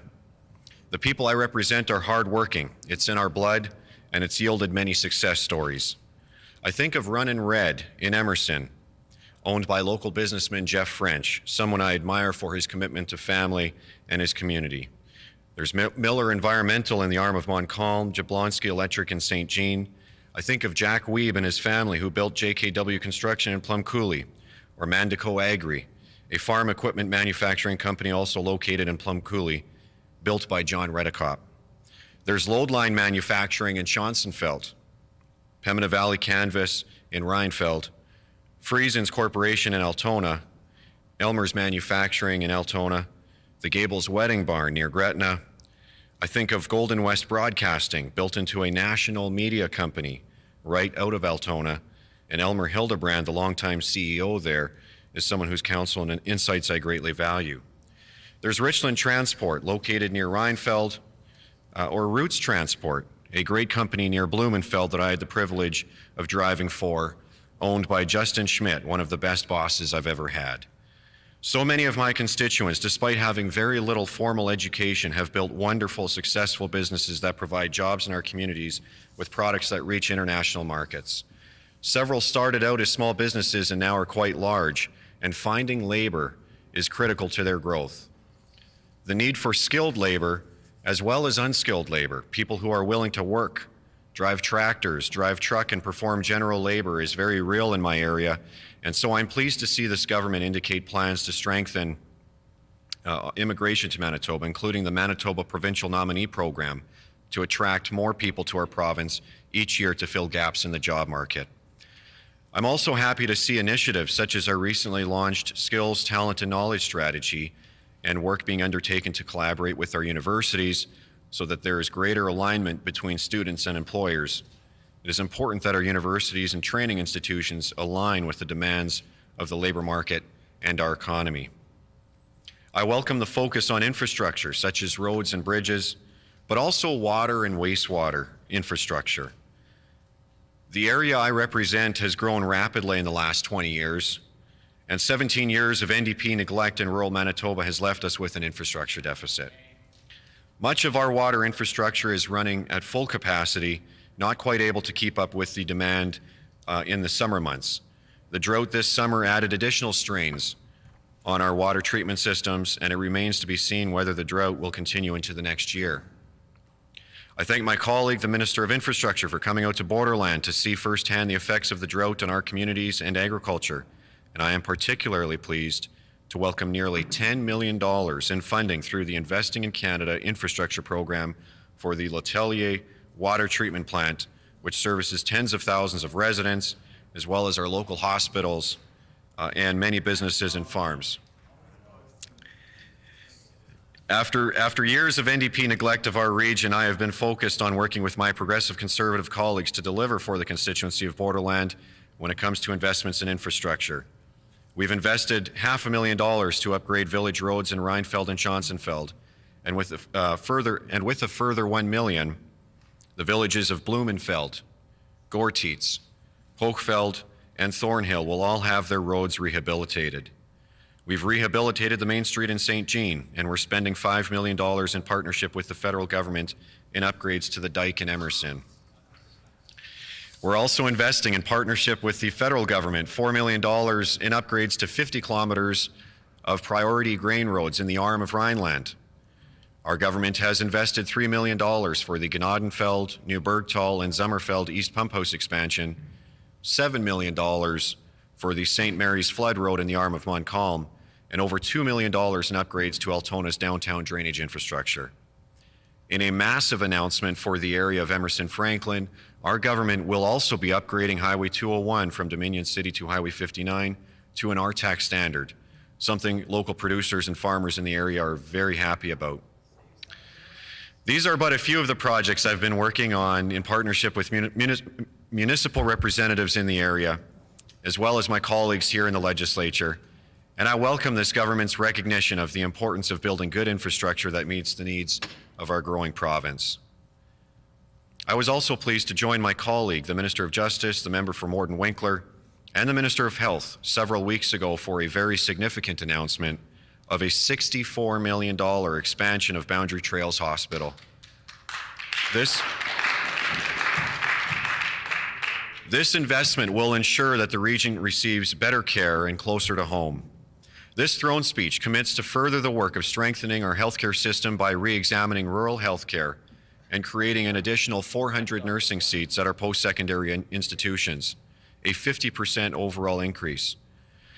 Nursing students will also be able to earn income and gain valuable experience and knowledge by working in hospitals in their senior years of study. Our government will also ensure that every graduating nurse is offered a job. These initiatives, along with further investments in our healthcare system, will ensure that it meets the needs of Manitobans now and into the future. The pandemic has meant that many surgeries have had to be canceled to make room for additional patients in our hospitals, and many of my constituents have been impacted as well. Addressing the surgical backlog is a top priority for this government, and I think it's appropriate that doctors and nurses will be advising on ways to clear the backlog. Mr. Deputy Speaker, I want to thank my constituents for the honor of serving as their representative in the legislature since the fall of 2019. In the past 2 years, our lives and the lives of all Manitobans and Canadians have been changed, but through the fog, we can still be thankful for so many things. I often wish the NDP would come down to my constituency and see what conservative values look like in action. The residents of southern Manitoba have a rural and small town grit and determination that never ceases to inspire me. And we have so many people within our communities who go above and beyond to generously and compassionately meet the needs of others. Our area may not be home to many people with PhDs or bachelor degrees, but it is home to low crime rates, a strong entrepreneurial spirit, and people who place a premium on the importance of family and strong family values, people who work hard and who come together to build progressive communities with so many offerings. So often, it's government that gets in the way of these folks rather than helping them. Government tends to take from these people, not because they were born with silver spoons in their mouths or because they belong to a special class or group of people, but because the people I represent have a can-do spirit, a tenacity and a willingness to work hard and punch through adversity. The people I represent aren't prone to protest. They prefer to be left alone to themselves, to help each other out and live meaningful lives without excessive government interference. And that's exactly why I'm proud to be their voice in a government that has reduced red tape by instituting the 2-for-1 and 1-for-1 rule when it comes to regulations and return more money back to Manitoba taxpayers through things like indexing the income tax brackets, reducing the PST, and phasing out the education tax on property. This government fixed the finances and delivered Manitoba's first balanced budget in over a decade, right before the pandemic hit, which allowed us the fiscal room to provide some of the most extensive and generous supports in the country to Manitoba small businesses as they face the challenges of an ever-evolving situation. And we have made key investments in our economy and communities all along the way. New hospitals, more personal care home beds, new schools, and much-needed investments in our roads and bridges. Mr. Speaker, there's more work to do, and I'm proud to be part of a team that is focused on tackling the challenges before us and harnessing the energies, the talents, and strengths of Manitobans to secure our future, our freedom, and our prosperity. Thank you.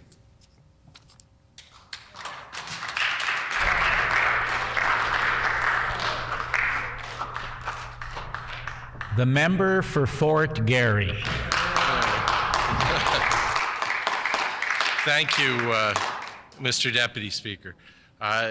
You know, like many Manitobans, I've been spending a lot of time in picket lines and in protests lately.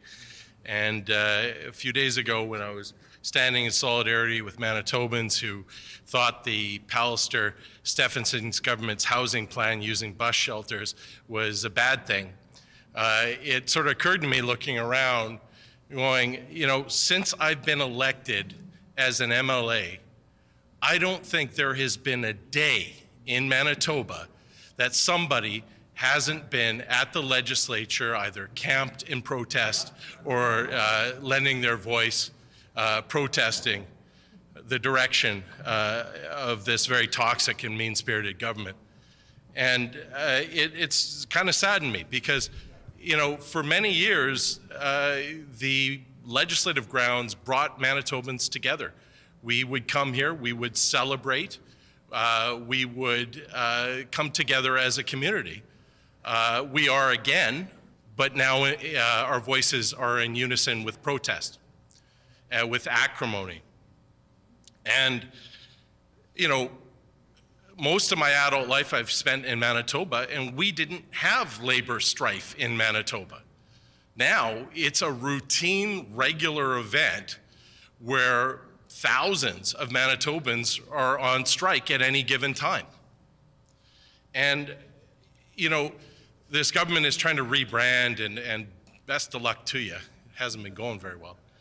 But part of that rebranding is, oh, we're opening, we're gonna listen. We're not gonna do what you want, but we're gonna at least listen to you. And then you juxtapose, just in 2 years since I've been elected, how the Manitoba Ledge Grounds looks. There are now huge concrete barriers in front of the stairs. You can't even get on the ledge grounds without going through a security guard.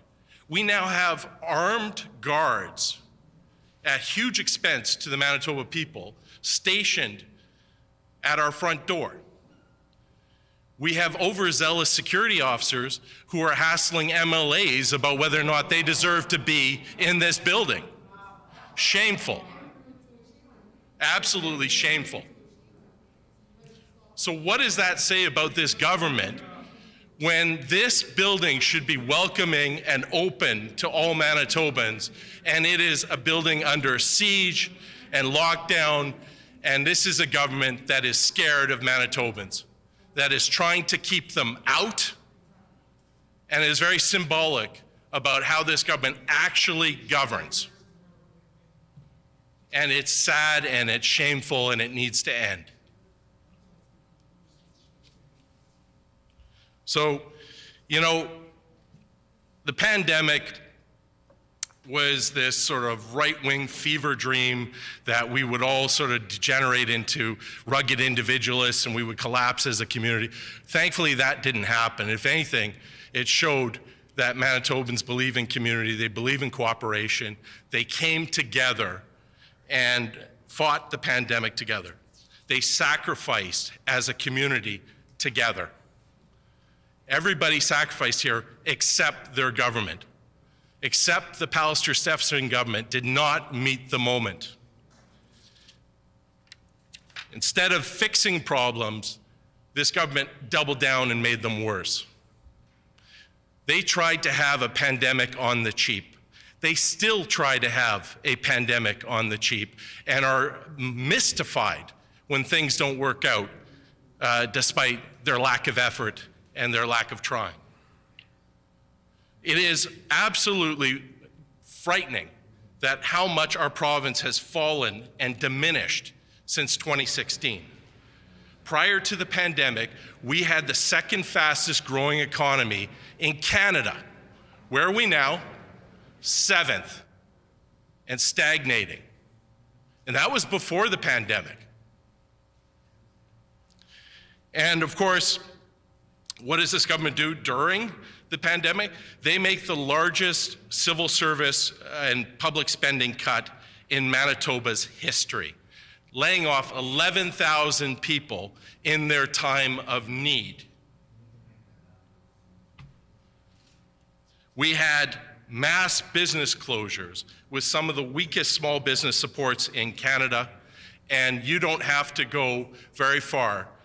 I think there's over 50 small business just within walking distance of this legislature that have closed because of the Pallister-Stephenson government neglect. When you go into Fort Garry and you go down high streets like Corden, it is absolutely sad to see how many community businesses have shut down. And they didn't have to. But it just shows this government's neglect and their distraction with their own internal fights and deciding, you know, who's their leader, who's their premier, and not being focused on Manitobans. We had the deadliest long-term care homes in Canada. I mean, think about that. How incredibly shameful that is. And rebranding doesn't fix that. Rebranding doesn't bring those loved ones back. What is this government going to say to Manitobans who lost people needlessly in long-term care homes because of their incompetence and their neglect? There is no answer. They don't even have the courage to face those families. They certainly don't have the courage to show leadership and try to admit their problems and fix it. Because of the cuts to the ICU, We now have a nursing shortage, and my friends in my caucus have spoken about this in much more eloquent terms than I could. But the end result is 130,000 surgeries backlogged and growing. And every one of those is a suffering Manitoban. Every one of those is somebody that we could help, that we could improve their life, but can't because this government made choices. They made radically ideological choices that they were going to not put money into health care because they wanted money for tax cuts for wealthy Manitobans. That's the choice. So the wealthiest amongst us get a tax break from this government while 130,000 Manitobans suffer to pay for it. That is absolutely shameful. Shame on you. This is a government that used the pandemic as cover to continue their slash and burn politics of austerity. Despite that, they ran the largest deficit in Manitoba's history. They did it at the same time they were making cuts to healthcare and education.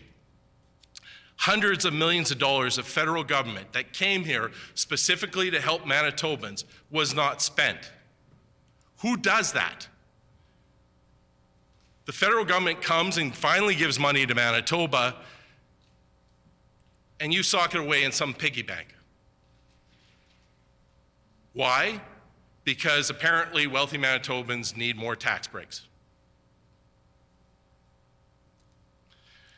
Numerous strikes in the past 2 years. We have never seen in my adult lifetime this kind of labor disruption in Manitoba. Every single one of them was avoidable. Every one of those cost millions to the Manitoba economy. Every one of them slowed down our progress and our recovery and will continue to do that. Every time the government fights with Manitobans, it prolongs the effects of the pandemic, and it makes things worse.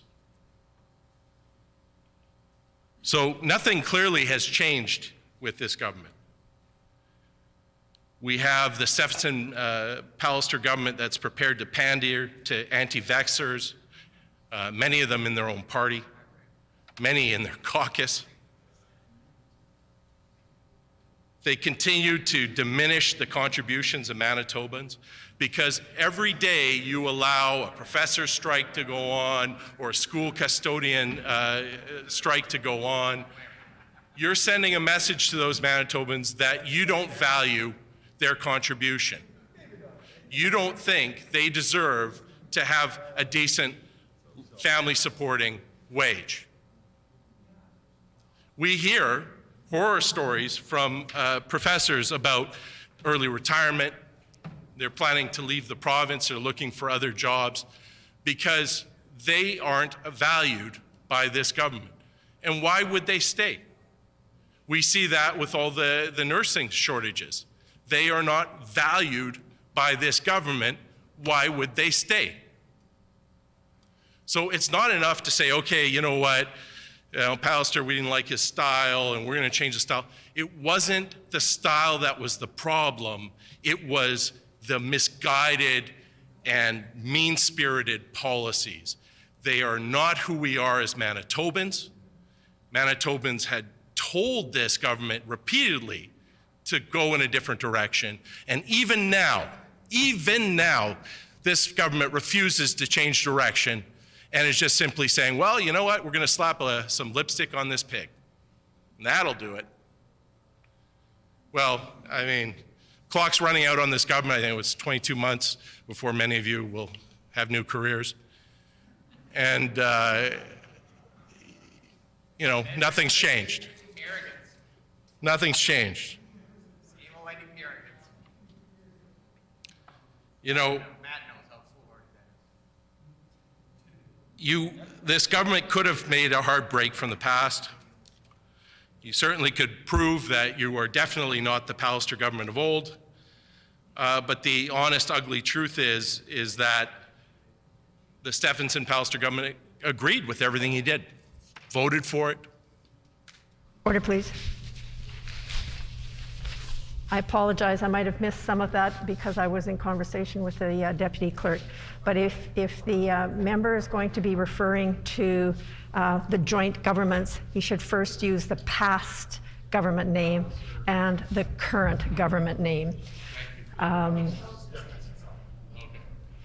If the members actually feel a need to actually do that.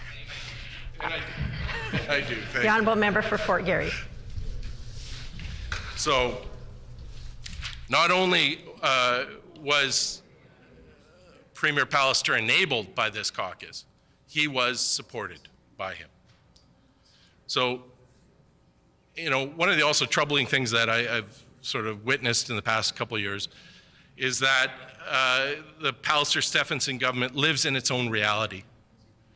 It is so out of touch with what's happening in Manitoba that they have constructed this alternative universe that they live in, where up is down, down is up.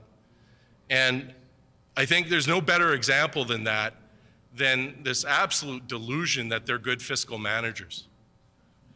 You know, this government, you know, it's a claim the previous NDP government was just fiscally irresponsible.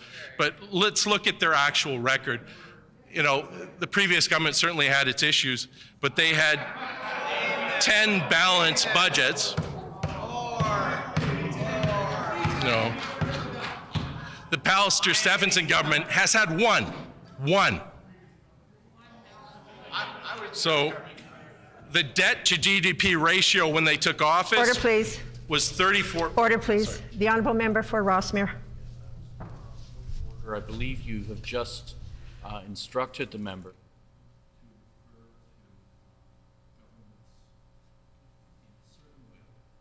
If the member just disregarded your instruction by referring to the Pallister-Stephenson government, I'm just wondering if you could call that member to order, please, in keeping with your previous instruction. Thank you.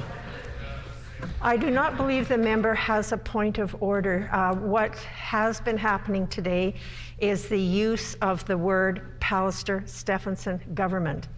And that has been allowed in that particular order, with the past government identified first and the current government identified second. So I would indicate that the member does not have a point of order. The honourable member for Fort Garry. And of course, so the debt to GDP ratio was 34.6% when they took office. It's now 38.5%, and it's going to be higher next year. So the Pallister-Stephenson government ran the largest deficit in Manitoba's history. They have now borrowed the most money in Manitoba's history, and all while expanding the debt to GDP ratio. They had 2 credit downgrades, unprecedented, 2 of them. And that's after they've savagely cut healthcare, education, infrastructure, childcare. So despite all those cuts, the bond rating agencies are not confident about Manitoba and have downgraded us twice, raising the costs of us borrowing money. So when we look at the net debt to GDP ratio for every single year that they've been in office, it's been hovering around 34%, and it hasn't gone down at all, not one year. And now it's jumped up almost to 40. So, and keep in mind, this government's rationale was, well, we have to make all these horrible cuts to education and healthcare and infrastructure and pretty much everything, because we're going to pay down the debt and deficit. Well, none of that happened. None of that happened. So where did all that pile of money that they were getting, they got $1 billion more money from the federal government, where did all that money go? Because it didn't go to our children, it didn't go to our long-term care homes, it didn't go to our healthcare system. Well, where it went was tax cuts to the very wealthy in Manitoba. Absolutely shameful. This government's main priority, fiscal priority, has been to warp and distort our tax system to make it less fair for Manitobans. They have pushed the tax system onto middle and lower income Manitobans. You wouldn't have showed me. They've cut our civil servants by 18%. That's 2,600 good paying, family supporting jobs lost in a recession. And they wonder why we're number 7th in economic growth in Canada. Class sizes have ballooned. It is now not unusual to have 30 kids in a Manitoba classroom. Teacher librarians have lost their jobs. Child care centers are forced to close because they can't find enough staff to keep them open. We've had 2 professor strikes in 5 years. They are having a hard time recruiting professors, and many are leaving, taking valuable research funding and innovative research with them. We no longer have labor peace in this province. And labor peace costs our economy. We had this unnecessary, bizarre hydro strike, ended up spending millions on it with nothing gained. Bus driver strike, school custodians. We narrowly averted a nursing strike. They had gone 4 years without it. So what did they do with all this borrowed money? They go, now's the time to give a tax break on Calgary-based corporate landlords.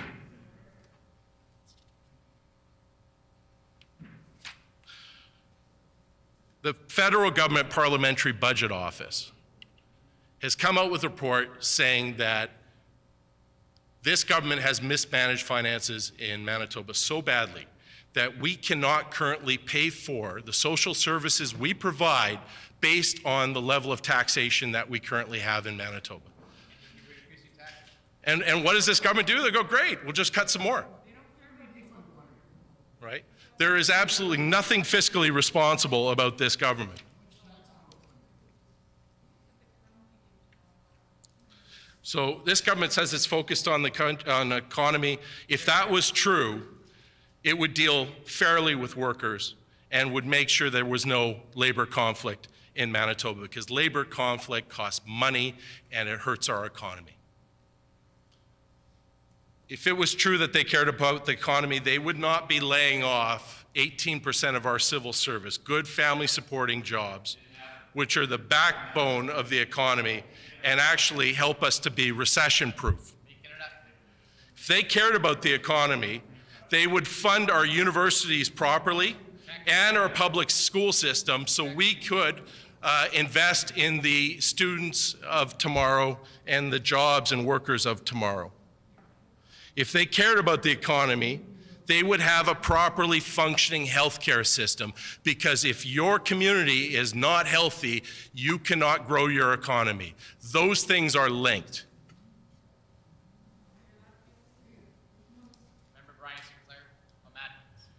If this government cared about the economy, they wouldn't have abandoned small business in Manitoba as they have. We would have hundreds of businesses currently open, hiring Manitobans, paying taxes, and growing our economy, instead of seeing our economy shrink. It's interesting, one of the big sort of statistics that this government obviously glosses over is that more responsible provinces that actually didn't play footsie with anti-vaxxers and actually had a strong response to COVID came out from an economic point of view much stronger than Manitoba did. You just have to look at BC and the maritime provinces that had a much more robust response. The honourable member's time has expired. The Honourable Minister for Sport, Culture and Heritage.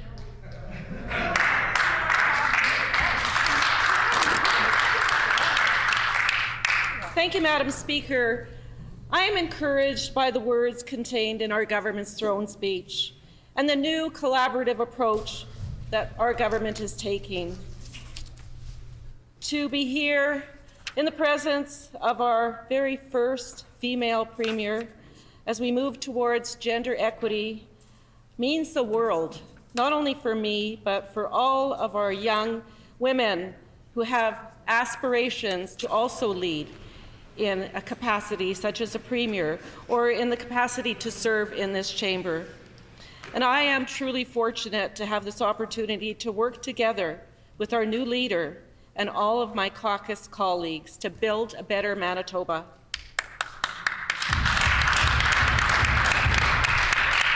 Our government has pledged a new beginning for all of us.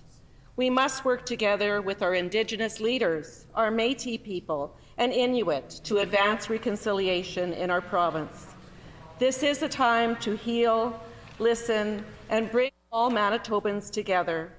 And I am so proud, I was so proud just last Friday to stand side by side with Grand Chief Arlen Dumas, our Premier, our Minister of Families, to announce $1.5 million for a new warming shelter for those individuals needing a safe, warm place to call home this winter. And I'd like to thank James Whitford from End Homelessness Winnipeg for leading the project and acknowledge the heartfelt work of the Bear Clan, the Sabi Peace Walkers, and all of the grassroots organizations in attendance. We know that you do the heart work and often aren't acknowledged for the life-saving work that you do, but I would personally like to say thank you. There are no easy answers to address homelessness, and it doesn't discriminate, Madam Speaker. I encourage all members of this chamber to take a moment and make a donation as we approach the Christmas season to help someone get out of the cold. I know because there were evenings when I remember searching for my brother on those same streets. Our throne speech provides hope to Manitobans experiencing mental illness. And personally, my spirits were lifted when I heard of the establishment of a department that focused on mental health, wellness, and recovery.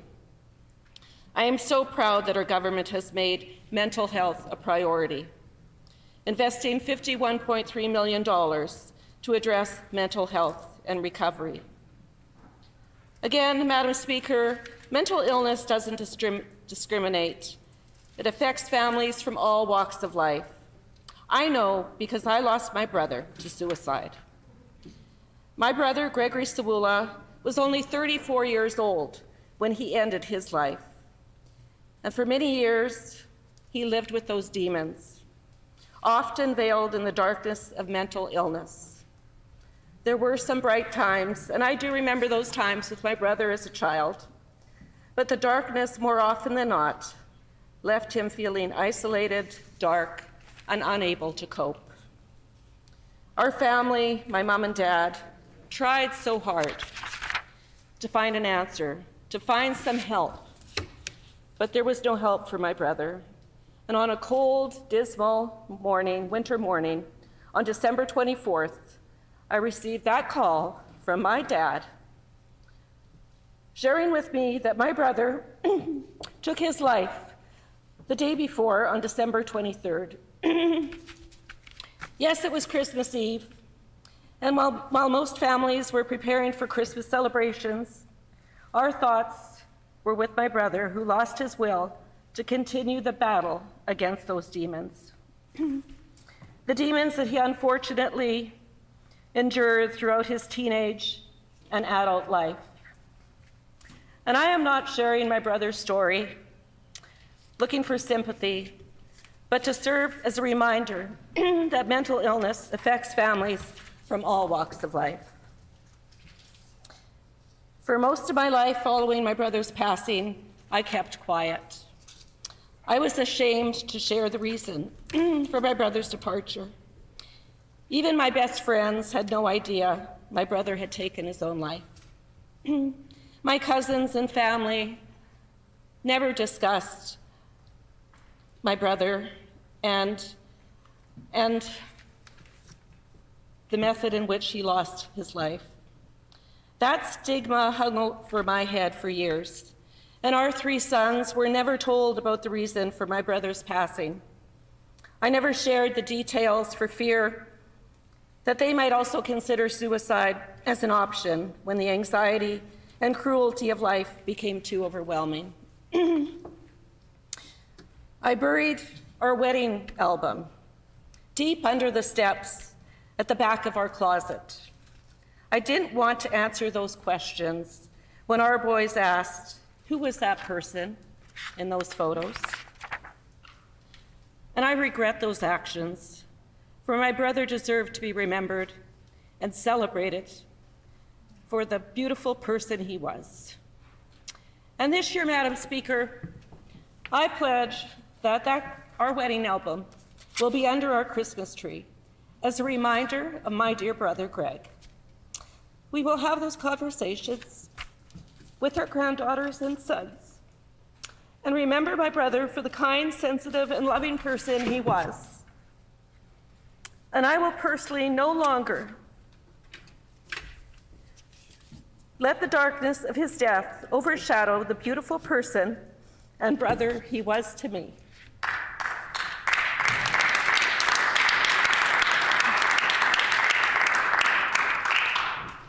I will no longer hide or forget his memory, but I vow to share his story so other families suffering know that they are not alone. As Christmas approaches and we all leave our seats here in the Legislature to return to our families, please remember those less fortunate, those who are not seeing Christmas as a time of hope, but as a time of desperation. And as we gather to enjoy the beauty of those bright colored lights that adorn our homes and tree, be cognizant of those less fortunate. Reach out, lend a hand, and ask how you can help, because your kindness could make a difference. So today I am here, not as an MLA, but as a mom, as a sister, and as a grandmother. And I ask all of you to have compassion in your hearts for everyone who is feeling the effects of drugs, mental illness, or any of those demons that quite often many people live with and do not share with others, whether it be friends, family, colleagues. This is an illness. This is something that affects people from all walks of life, as I said earlier. And we can't be afraid to talk about mental illness, talk about drug overdose. And I'd also like to extend to my colleague on the other side from Point Douglas my sincere condolences on the loss of your brother-in-law. I know how hard it is and how difficult it is, and we all are on this earth together. So I ask all of you to have compassion, and if possible, to try to help those individuals who are currently suffering. Thank you, and God bless.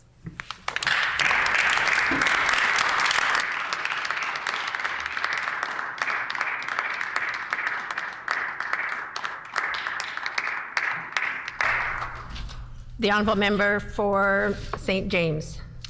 Thank you.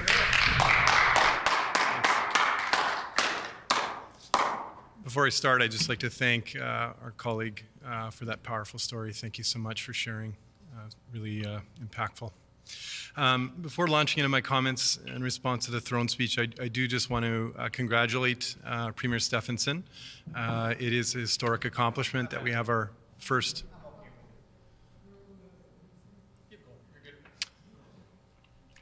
It is a historic accomplishment, and as a dad to 2 little girls, it does make me really proud that they were able to see this and that they can see themselves in the highest office in this province. And congratulations again to Premier Stephenson on having broken. Order. Yeah. We were going to let it go once, but twice, maybe not. When referring to members, it should be by, in this case, the Honourable First Minister. The Honourable Member for St. Vital. Or sorry, St. James. Right. So in thinking about my response here to the throne speech, you know, I thought it would be important to start just by taking stock of where we're at as a province. And in thinking about that, what I'm reminded of is just how tough of a 5 years it's been for Manitobans. Very, very challenging. We've had a huge number of Manitobans who've been forced to undergo a lot of struggle as a result of decisions that have been made by this government.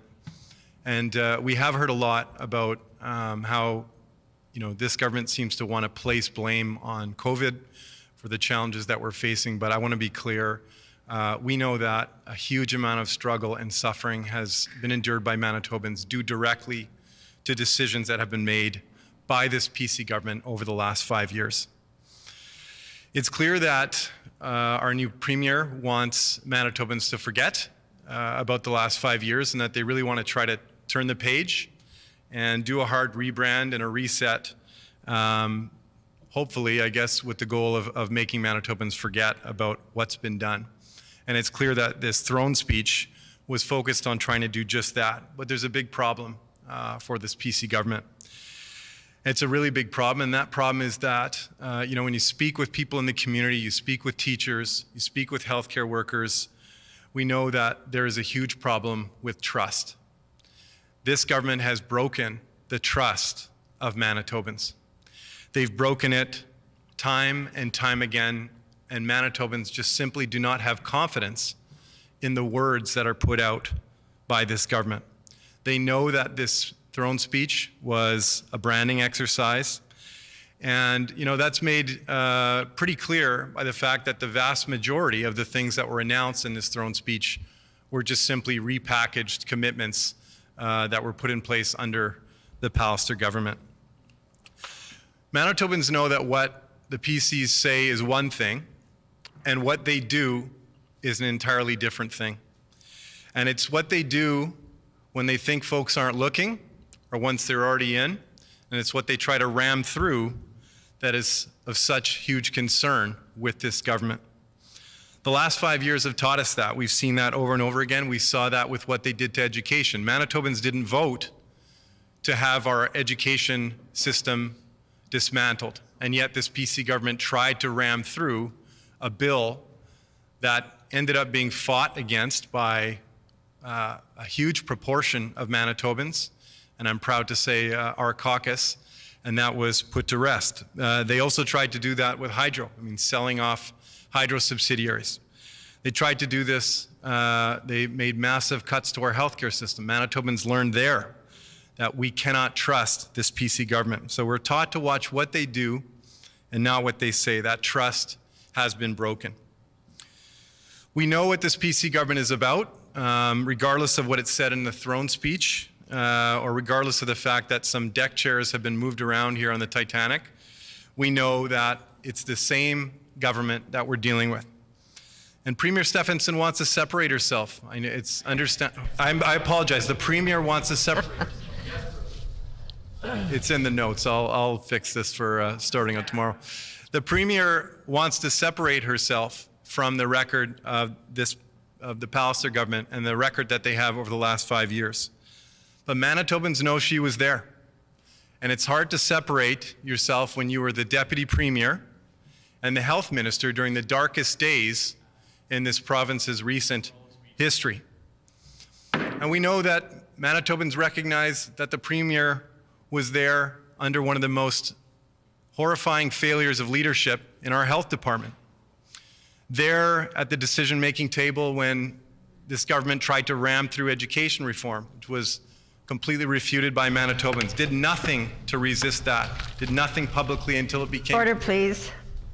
When this matters again before the House, the honourable member will have 15 minutes remaining. The hour being 5 p.m., this House is adjourned and stands adjourned until 10 a.m. tomorrow.